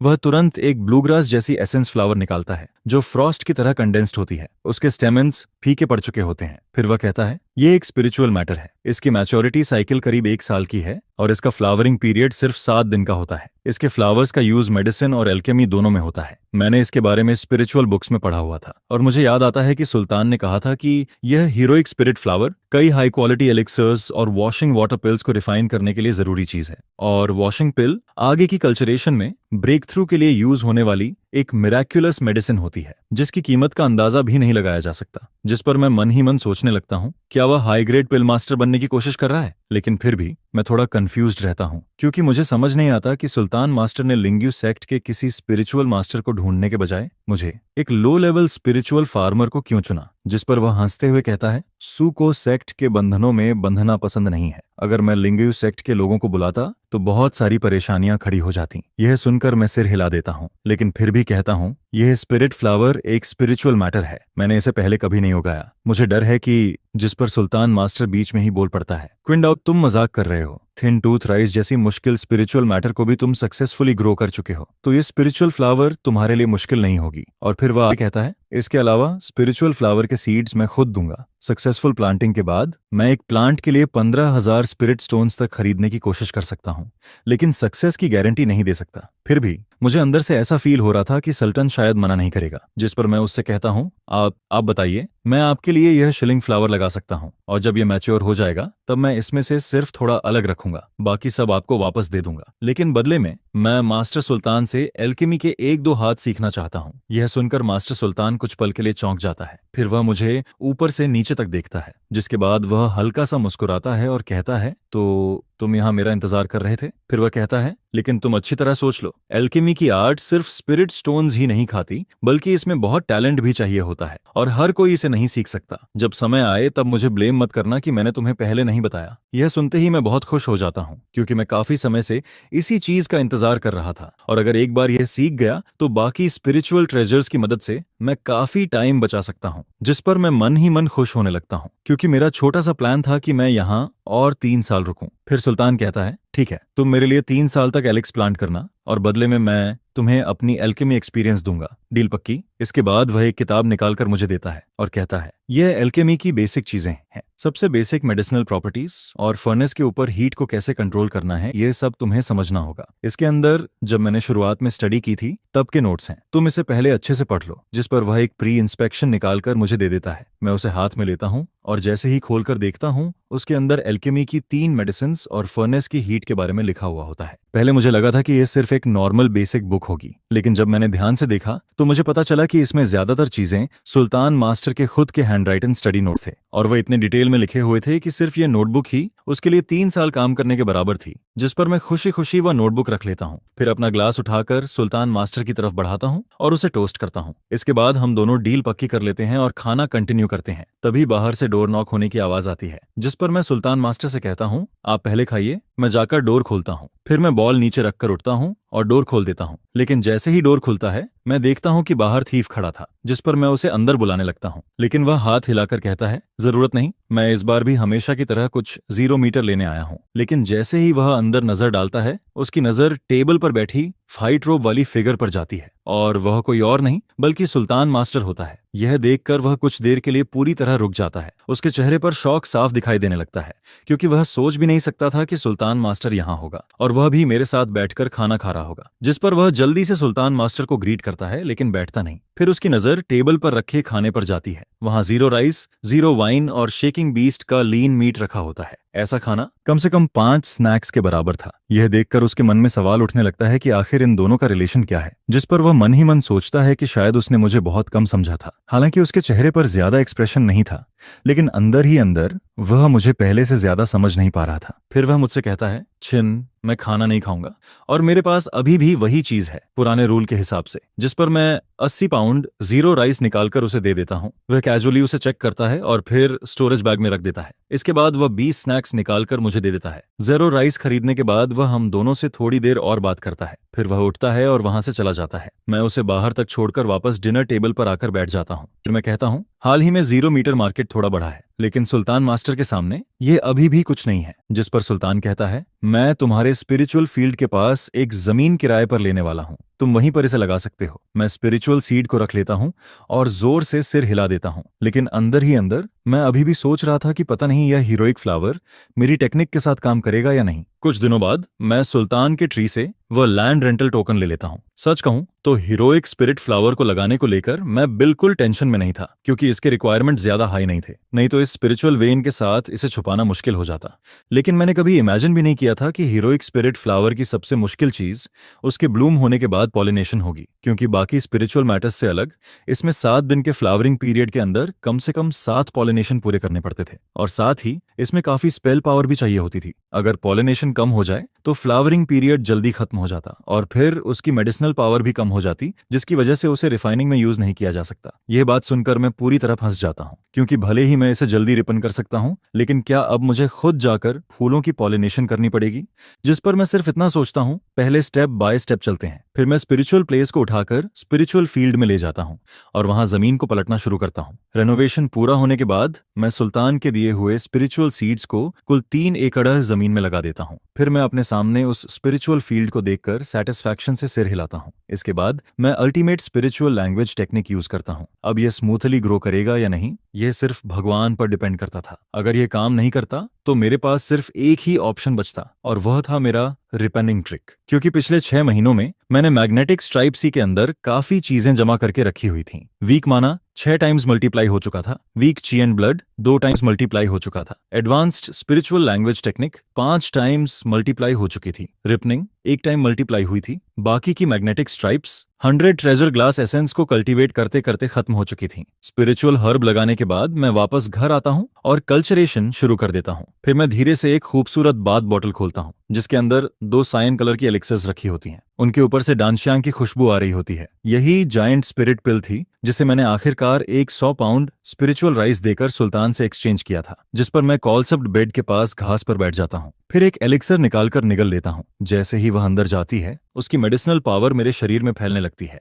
और लगातार मेरे मेरिडियंस को चौड़ा करती रहती है, जिसके साथ माना चलने की स्पीड भी काफी बढ़ जाती है। जिस पर मैं तुरंत चांगचुन पैलेस टेक्निक चलाना शुरू कर देता हूँ, ताकि इस पावरफुल स्पिरिचुअल पावर को एब्जॉर्ब कर सकूं। 2 घंटे बाद मैं अपनी आंखें खोलता हूँ। मेरा चेहरा एक्साइटमेंट से लाल हो चुका होता है। यह जायंट स्पिरिट पिल सच में ची ट्रेनिंग पीरियड की कल्चरेशन बढ़ाने वाली स्पिरिट पिल होने के लायक थी, क्योंकि इससे बढ़ने वाला माना वीक माना मैग्नेटिक स्ट्राइप से भी कहीं ज्यादा था। जिस पर मैं मन ही मन सोचता हूँ कि इसकी एक पिल मेरी 1 साल की मेहनत के बराबर थी। अगर मैं यह पिल हर दिन खा पाता तो शायद बहुत जल्दी QI ट्रेनिंग के 4th लेयर तक पहुंच सकता था, लेकिन फिर भी मैं इसे सीक्रेटली संभाल कर रखता हूं, और कल्चरेशन खत्म होने तक मेरा मूड बहुत अच्छा हो चुका होता है। जिस पर मैं सोचता हूं कि अब शॉपकीपर लियो के पास जाना चाहिए। मैं प्लान करता हूं कि उसके पास स्पिरिचुअल राइस का एक हिस्सा बेच दूं, और साथ में यह भी देखूं कि क्या वहां बाथरूम विंड स्प्रिंग वाला स्पेल मिल सकता है। अब मेरे पास high quality thin tooth rice थी, इसलिए ऑर्डिनरी एल्फ राइस को ज्यादा स्टोर करके रखने की जरूरत नहीं थी। इससे अच्छा था कि जब प्राइस अच्छी हो तभी इसे बेच दिया जाए, जिस पर मैं कैप्चर मैजिक वेपन लेकर निकलता हूँ। पेनहू डिस्ट्रिक्ट क्रॉस करता हूँ, फिर कई मोड़ घूमने के बाद मेन रोड पर पहुंच जाता हूँ और आखिरकार जूक्सवान पैवेलियन के अंदर पहुंच जाता हूँ। अंदर जाते ही शॉपकीपर लियो अपने हमेशा वाले स्माइल के साथ मेरा स्वागत करता है। वह कहता है, अरे क्विन फिर आ गया,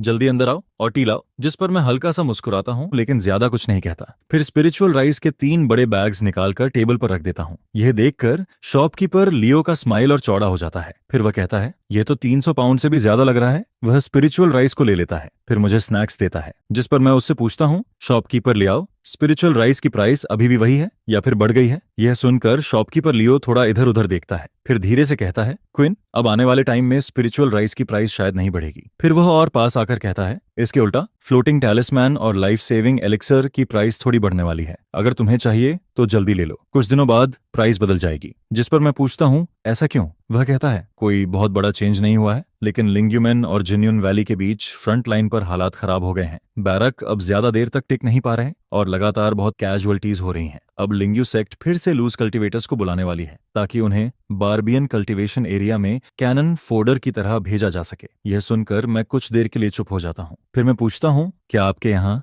इंपीरियल हिस्टोरियन फेंकवन वाला स्पेल मिलता है? जिस पर शॉपकीपर लियो हंसने लगता है, फिर कहता है, हमारी दुकान में ऐसी कौन सी चीज है जो नहीं मिलती। इसके बाद वह कुछ जेड स्लिप्स निकालकर मेरे सामने रख देता है, फिर कहता है, ये देखो, युशोजू डवर्मिंग कंट्रोल 0 एसेंस सब हैं और तुम्हें 10% डिस्काउंट भी दूंगा। इनमें से कोई भी सिर्फ 3000 स्नैक्स का पड़ेगा। यह सुनते ही मैं तुरंत सिर हिला देता हूँ, क्योंकि हर बार ये बूढ़ा मुझे मेरे सारे स्नैक्स खर्च करवाने की कोशिश करता है। सच में बिजनेस करने में इसका कोई जवाब नहीं था। हालांकि जीरो राइस की प्रोडक्शन बढ़ने के बाद मेरे पास थोड़ी सेविंग हो गई थी, लेकिन सिर्फ एक टेक्निक मेरी पूरी पॉकेट खाली कर सकती थी। कल्टीवेशन करना सच में बहुत पैसा खाता था। ऐसा लग रहा था जैसे यह मेरी जान ही ले लेगा। जिस पर मैं उससे पूछता हूँ, मिड ग्रेड के कैप्चर्ड रोड कितने के हैं? यह सुनकर शॉपकीपर लियो पहले थोड़ा डिसअपॉइंटेड होता है, क्योंकि मैंने स्पेल नहीं खरीदा, लेकिन अगले ही पल वह फिर से खुश हो जाता है। फिर वह कहता है, middle grade fire cloud sword 80 snacks, middle grade thunder sword 100 snacks और middle grade gold cut off 80 snacks. यह सुनकर मैं बिना सोचे कहता हूँ, मुझे एक मिडिल ग्रेड थंडर स्वॉर्ड चाहिए। जिस पर शॉपकीपर लियो बहुत खुश हो जाता है, फिर तुरंत एक ब्लू कलर का थंडर स्वॉर्ड निकालकर मुझे दे देता है। मैं थंडर स्वॉर्ड ले लेता हूँ और डील पूरी हो जाती है। इसके बाद भी शॉपकीपर लियो बहुत एंथुसियाज्म के साथ मुझे बाहर तक छोड़ने आता है। मैं ज्यूशुआन पैवेलियन से बाहर निकलता हूँ और चिंग्यांग की मेन रोड पर धीरे धीरे चलने लगता हूँ। सड़क के दोनों तरफ हर तरह की शॉप्स और डेकोरेशंस लगी हुई थीं। हर तरफ लोग आते जाते दिख रहे थे, लेकिन इस बार मुझे वहां काफी सारे नए चेहरे दिखाई दे रहे थे। शायद हाल की सिचुएशन की वजह से बहुत सारे कल्टीवेटर्स यहाँ आ गए थे। जिस पर मैं सड़क पर चलते चलते इधर उधर देख रहा था। तभी एक जगह के दरवाजे के पास खड़ी कूल कपड़े पहनी हुई एक चिंगशान फीमेल कल्टीवेटर मुझे जोर से आवाज लगाती है।